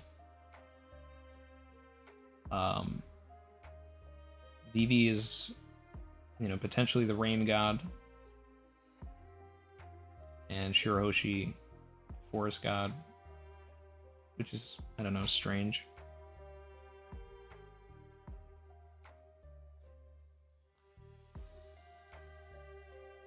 I don't know if that one works as much, but just because she wanted to find the forest and she has like this thing where she's, you know, really into forests. Or maybe it's flipped. Maybe Vivi is the forest god, but by being the forest god, she can control the rain because it gives the, you know, makes the forest lush. And then by being the rain god, then Shirahoshi has control over the water. I don't know. Either way, those 4 characters are important.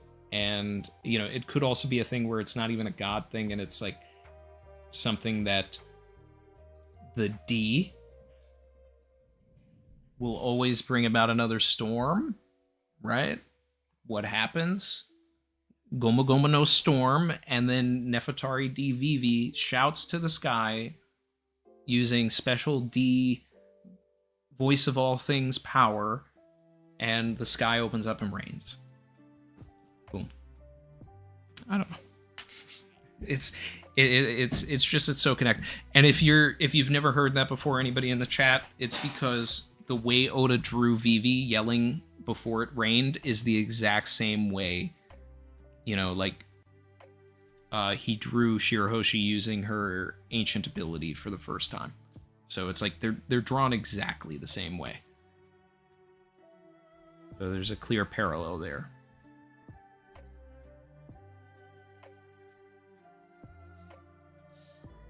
Old Green Knees Super and said, do you think Vivi's still on her way? Also, I'm not convinced the robot is going to lose to the Elders. When are we going to be able to call in Captain? You know, that's a good, you know, I've been thinking about that, like trying to figure out something where, I don't know, people kind of like jump in to Discord or something.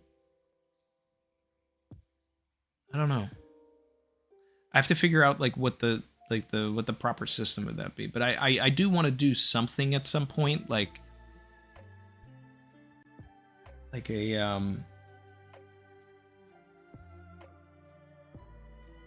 you know, I don't know when, you know, I gotta figure out how to organize it or something, but like on like a break week or something, or, you know, if Oda takes another like month-long break, we do something where it's like a community reverie of some kind, where we're all just in one, you know, chat. We'll have to manage it. It can't be like, you know, 1,000 people in there. You know, and but that's tough too, because then inevitably people are gonna be like, why aren't I in there? And, you know, I don't know. It's, you know, that's the thing. I would love if it was just like, everybody come on in. I don't know. I don't want to make people feel bad, but I also want to add more community engagement.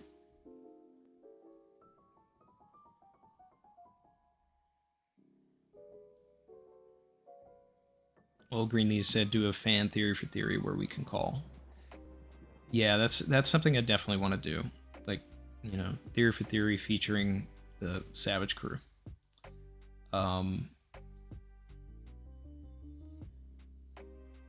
Yvette said, I actually like Kobe's little crybaby girlfriend. Oh yeah, I definitely ship them.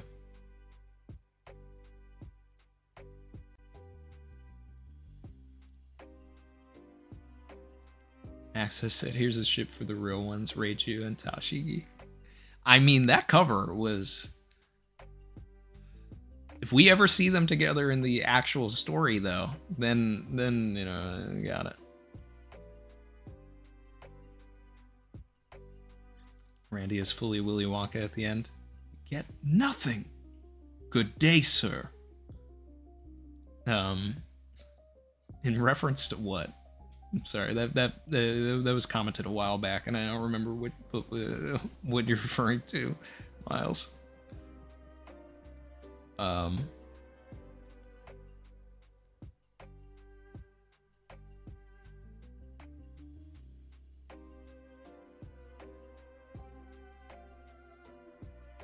Cotton Candy God, said Marco. Yeah, that's definitely Hito no Mi model Cotton Candy God is Chopper for sure. Chin said, I thought Green Bull was the forest god, Randy. Yeah, I mean, that would have made sense, but then he came into the story and just sucked. So, I don't know.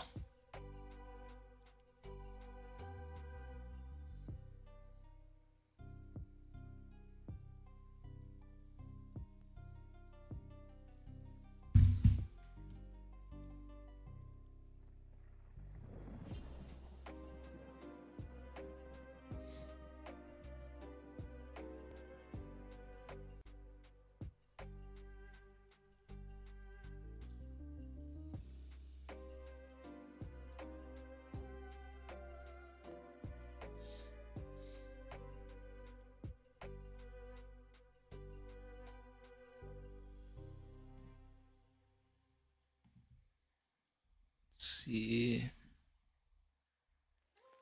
Hasib said, nice parallel between Frankie and Vegapunk both being ashamed of their creations used by the government as tools of destruction.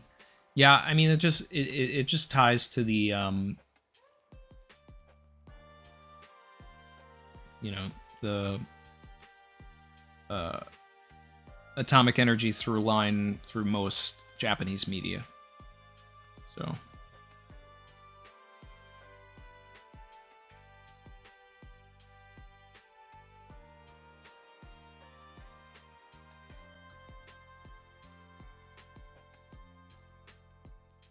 You loyal.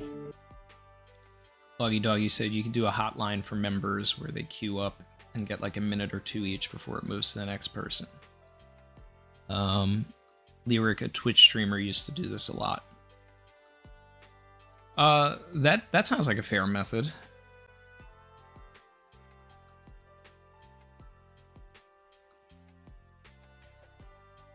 Cooper Y, either on YouTube or a website, have a sign-up thing for subscribers. First come, first serve. Cycle people in on 2 to 3 minute timers. Yeah. Okay, food for thought, food for thought. That's ways to actually do it.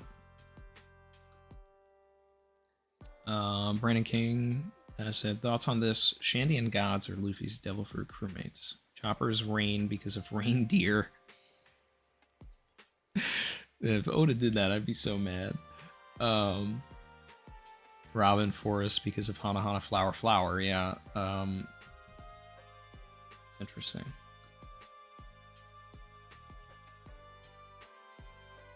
Jeez, if Robin is the forest god, oh, that's good.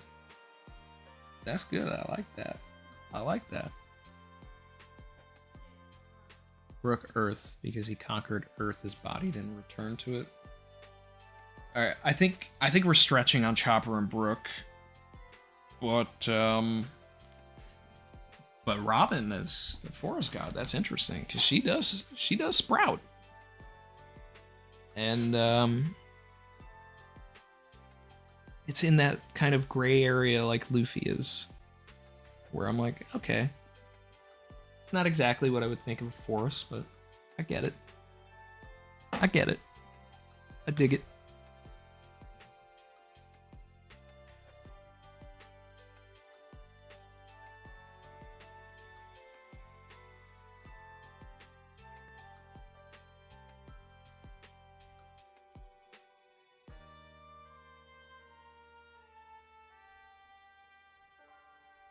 Prophet said Prince Groose saved the Marines as a group.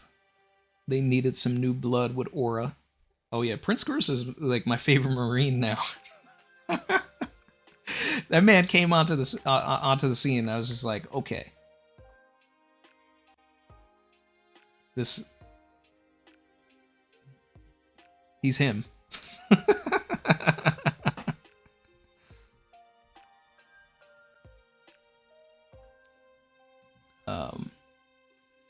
Chin, member for 33 months, said title of chapter 1117 is Pacific Rim Giant Robot versus 5 Kaiju. I mean, that's a great prediction for the next chapter to begin with, is that a fight after the, with the ancient robot. That's good. Also, the island clouds have stopped forming, so the sunny is going to fall down, and that would be a great time for the ancient robot to step in and grab the sunny and kind of take the role that the Vega Force 1 was going to have, and basically be the Gigantor stand-in here. Also, something interesting that I just noticed, because I'm looking at this panel here of the ancient the ancient robot here. It looks like oars, like it's proportioned like an ancient Oni. Could this have been the ancient continent puller? Or was the robot made with the armor that the ancient continent puller, like Orz's ancestor? Like, could this have been what they wore? And then inside a bunch of circuitry and different stuff was added into it, or it has a soul of its own. Like, what I want to know is what's inside. Is it hollow? Like, is it Alphonse Elric, or is it circuitry inside? Because if it's Alphonse, then that gets spicy. It's about to get spicy. But I mean, we've got the horn, we've got the lanky arms, but the Frankie forearms like Orz. The body is proportioned like an ancient Oni. I don't know. I think I'm cooking here.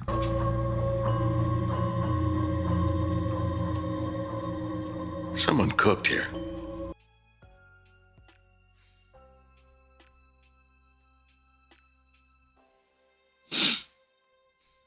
King J said Randy Braga once did that and it'll work fine. There should be Discord mods managing the call to make sure people get 2 to 3 minutes times only.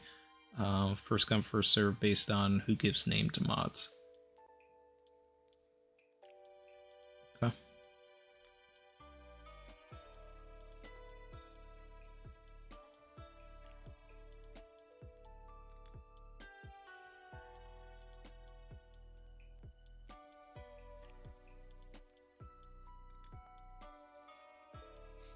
Forest God is King Bomb.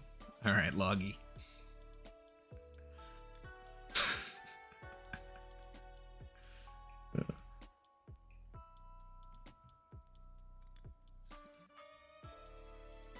Miles, the ancient robot, is an Orz Seraphim.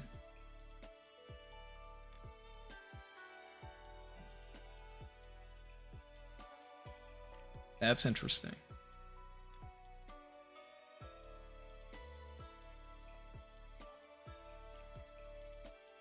There's like flesh underneath the armor. That might be that.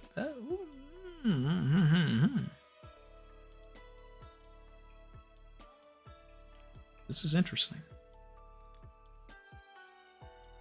Wheels are spinning. Things are cycling.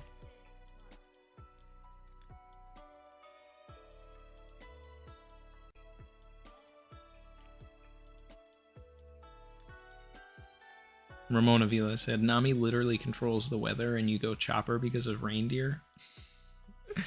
Yeah, Nami being a god would actually, I'd actually be more interested in that. But it depends on if, like, the devil fruit is what makes you a god or not.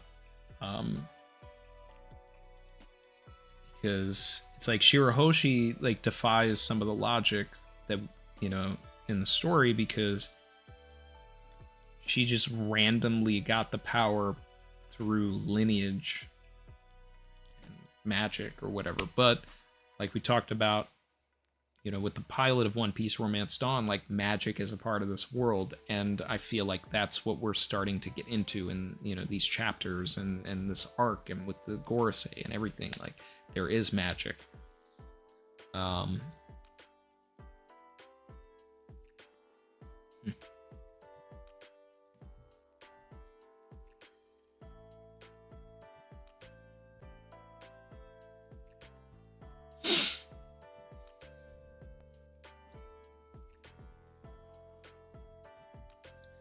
Loggy said, since a robot requires fuel, I'm assuming it is not organic, but instead some sort of mechanism.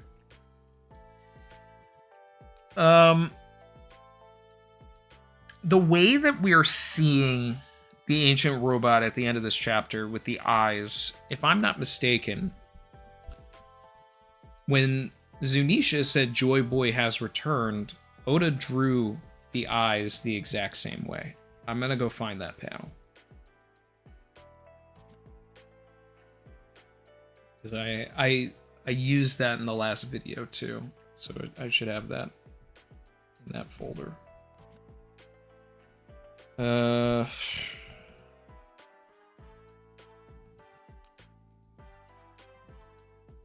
that's insane. It's the exact same thing. The way that the ancient robot's eyes are in that last panel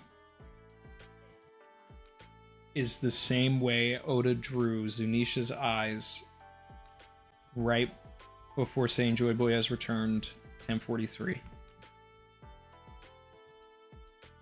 So I don't know if it's an energy source as much as it is Luffy's heartbeat is activating something. Because the ancient robot didn't activate until Luffy started going Gear 5 in the first place. So there's something about Luffy's ability that is doing something to this. Which makes me wonder if somebody 200 years ago also awakened the Nika fruit, but also lost, that we don't know about, because otherwise, if that's the case, how did it attack Marijwa? So we need to understand what's powering it.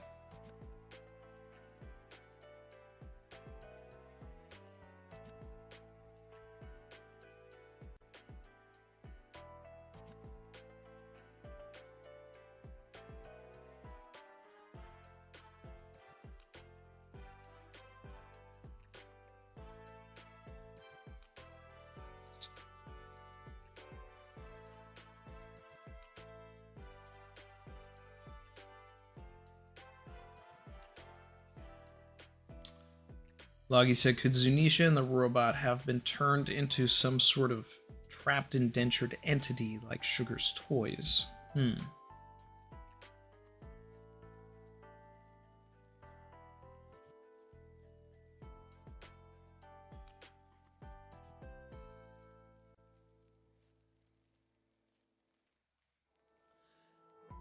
I mean, it's interesting if there's some sort of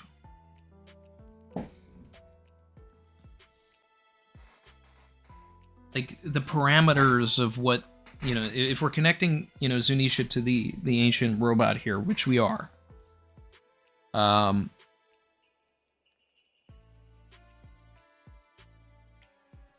If there's some sort of parameters or program set into them where they activate, because of Luffy, because of Gear 5.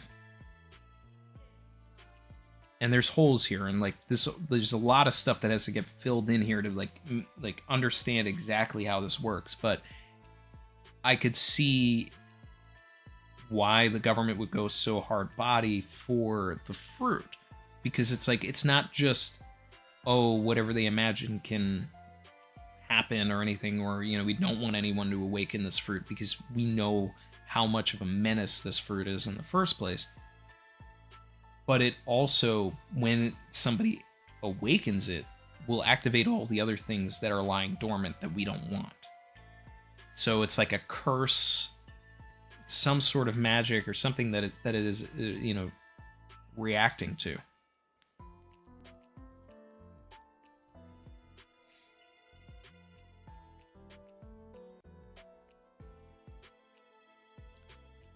King J said, Randy Vegapunk said, anything he can do, the Ancient Kingdom could do better. Sea King's 8, like pacifistas, and Shirahoshi's DNA as an authority chip power, like Bonnie's DNA.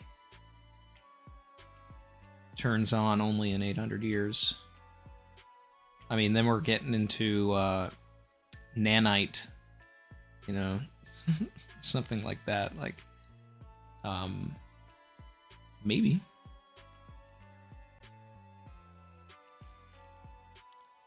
Lava said, yo, Randy, would you consider adding a de-esser to your audio? I do for the videos. I don't know how to do it for in OBS. But I do add, I do deliberately put a de-esser on when I make my videos.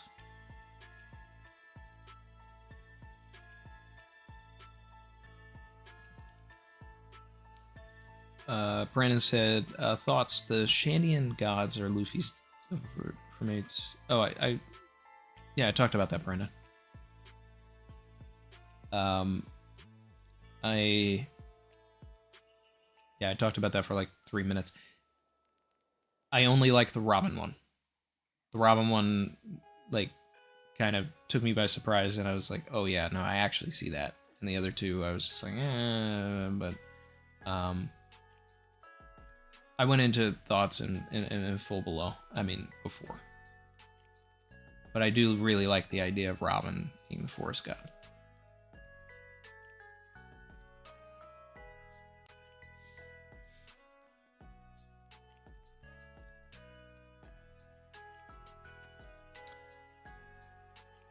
Cooper Wise said, I always thought there was a slave revolution, and they somehow knew the drums of revolution beat, and they were playing drums when rebelling and escaping Marijua.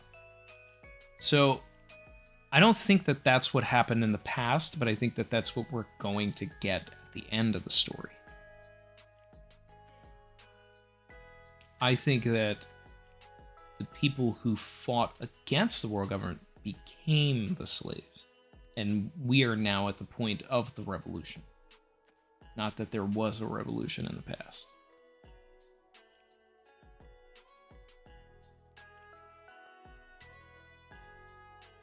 All good, Brandon. Yeah.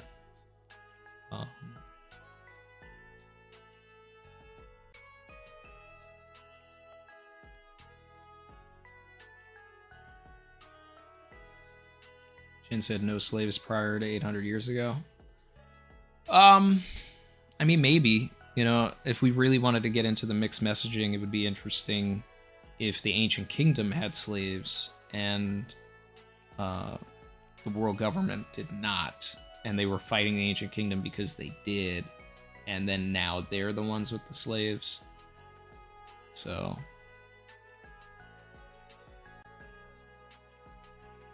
I mean, if he wants to like really get into like the US isms of it all, and like the Civil War that the US had,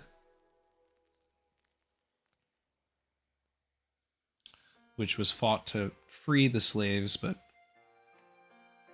really Lincoln was just like, he needed more people on his side. So he freed the slaves in the South so that they could be on the front lines for the North. But hey, we love Lincoln, right?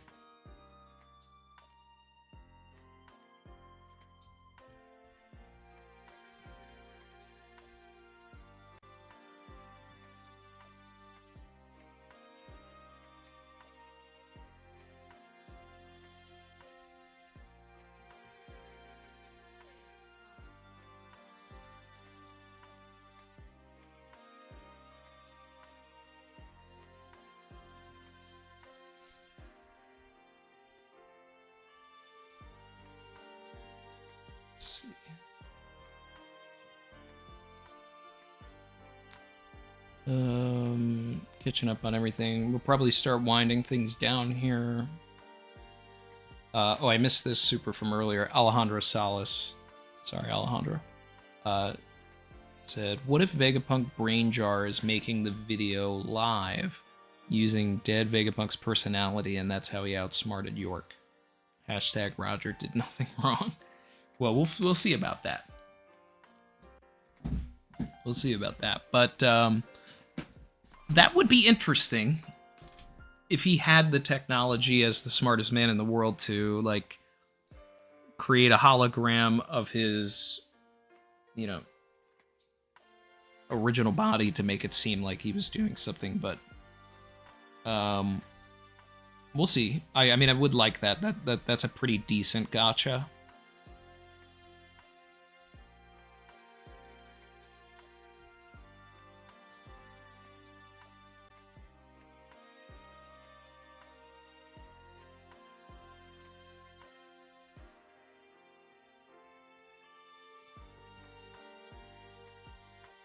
Putting Stonify said these are Void Century allies. They were all giants, gigantic, sun god, gigantification. That's why they're reacting to the heartbeat, forever tied to his ability.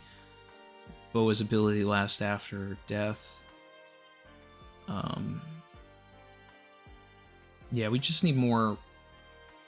Just need an explanation for this stuff. I mean, we're getting explanations for some things. So let's do another reread of the chapter. Only reading the Vegapunk parts again, like we did last week, and then I'm probably gonna end the stream. And I appreciate everybody, but now let's focus only on the facts. This is the facts read.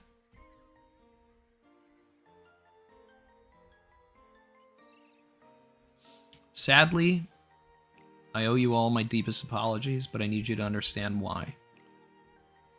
I wanted to create the energy that would power the industry of the world to come, and though it is still incomplete, I have at last reached a practical stage of my life's work, the Mother Flame, a fire that never goes out. It is an energy source that will one day in the future enrich the lives of people all over the world. Fortunately, one little piece of that flame has been stolen. The fault of this lies entirely with me.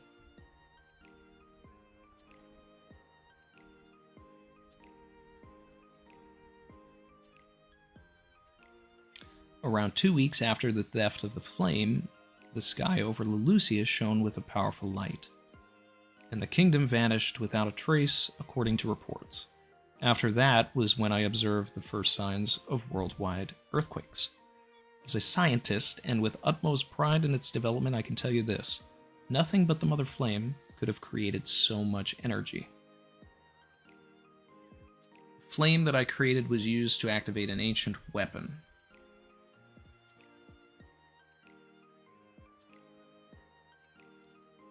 I know nothing about who might have carried this out, but the results speak for themselves. My actions have led directly or indirectly to the loss of many human lives, a fact which weighs most deeply upon my soul. I am so sorry. I have inadvertently proven that the man-made disaster that once sank the world is possible again. In the past, there were 3 ancient weapons. Joy Boy attempted to preserve them for the future. Why would he do that? For such dangerous things, have we not sunk far enough? Who is the true evil here, and who fights the good fight? The day will come when all of the answers are laid bare. I warn you, that moment will happen when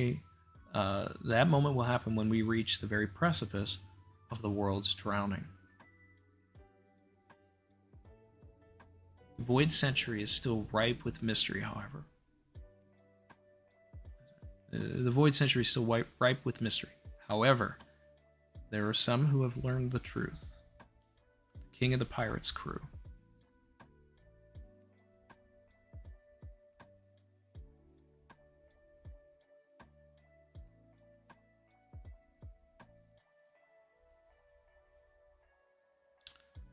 When they learned all of the true history, why did they drift apart without telling anyone? Why didn't they act on it? Okay. So now that I've done the facts read,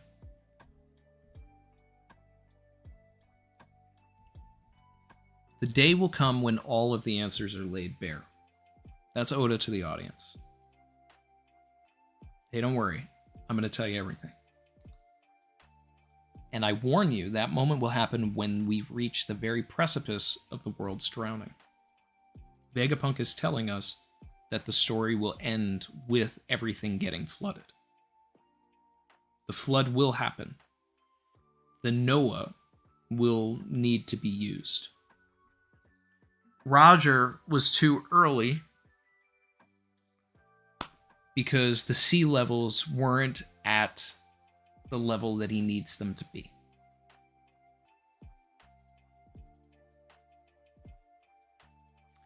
Why does the world need to be at an insane flooded sea level in order to understand all of the answers?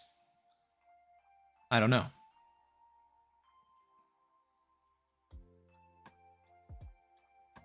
But Oda just kind of gave away the ending of the story here. And I'm glad I reread this to see that, because, I mean, we definitely should have been talking more about that. And Joy Boy attempted to preserve them for the future. Why would he do that for such dangerous things? Have we not sunk far enough?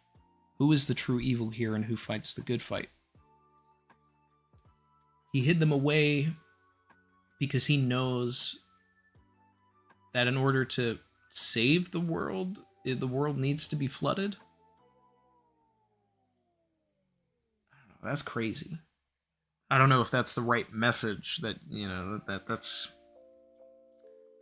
I don't know, that's bordering Thanos territory right there.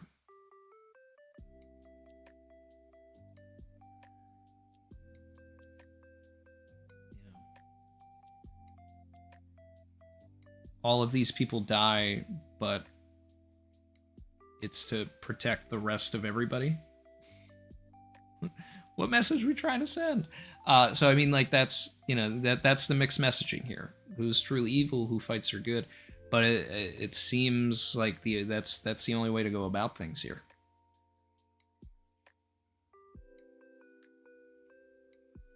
So I think that's the thing. They got to Laugh Tale. They realized the world isn't flooded. It's not Water World yet. So they can't even do whatever the piece is that they need to do.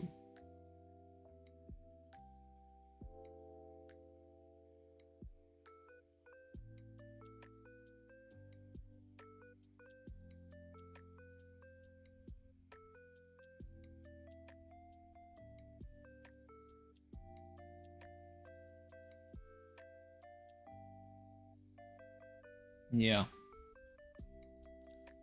But hey, why have the Chekhov's gun of the Noah in Fishman Island unless you really actually need to use it, right?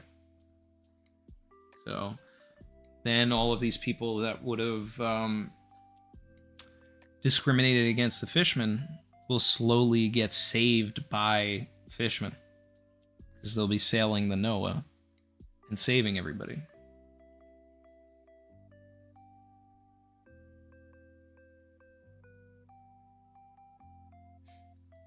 Can we sink much deeper? So deep. That's what Ganon put.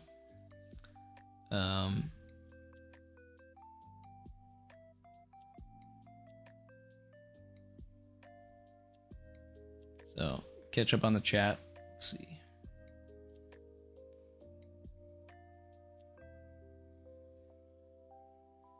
Shin said break weeks are tough. Is it a break? Is this a break? No, wait.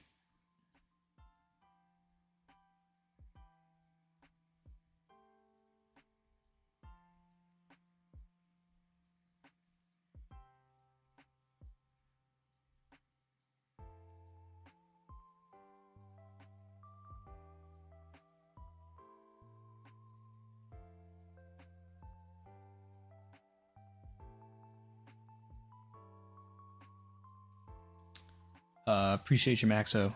We're ending pretty soon here anyway.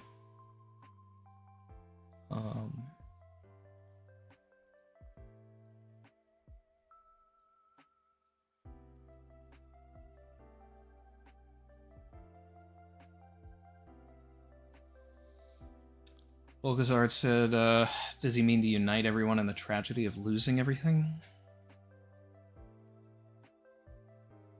I mean, we'll really learn what the message of the story is.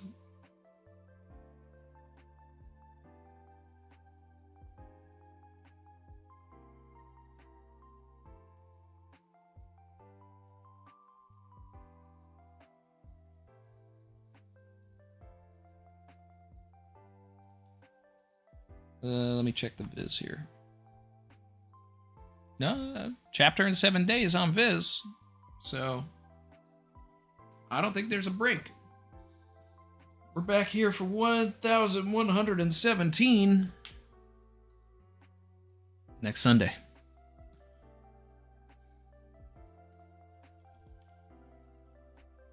So. All right, guys. I'm going to wrap things up here. This was a fun one. We definitely talked about a lot of really fun and interesting ideas here. It was a lot of fun. We brought the heat. Look out for the vid. Check out the last ones if you haven't already, and like, comment, subscribe if you are feeling the vibe. Come with me if you want to live. Yep. Now, Viz has been wrong before, where they've put, chapter in 7 days, and then Monday comes and it starts saying 14 days or something, 13 days at that point. So we do not know for sure. But for right now, is saying 7 days. I'm gonna go with that one. Anyway, thanks guys, and we'll talk soon.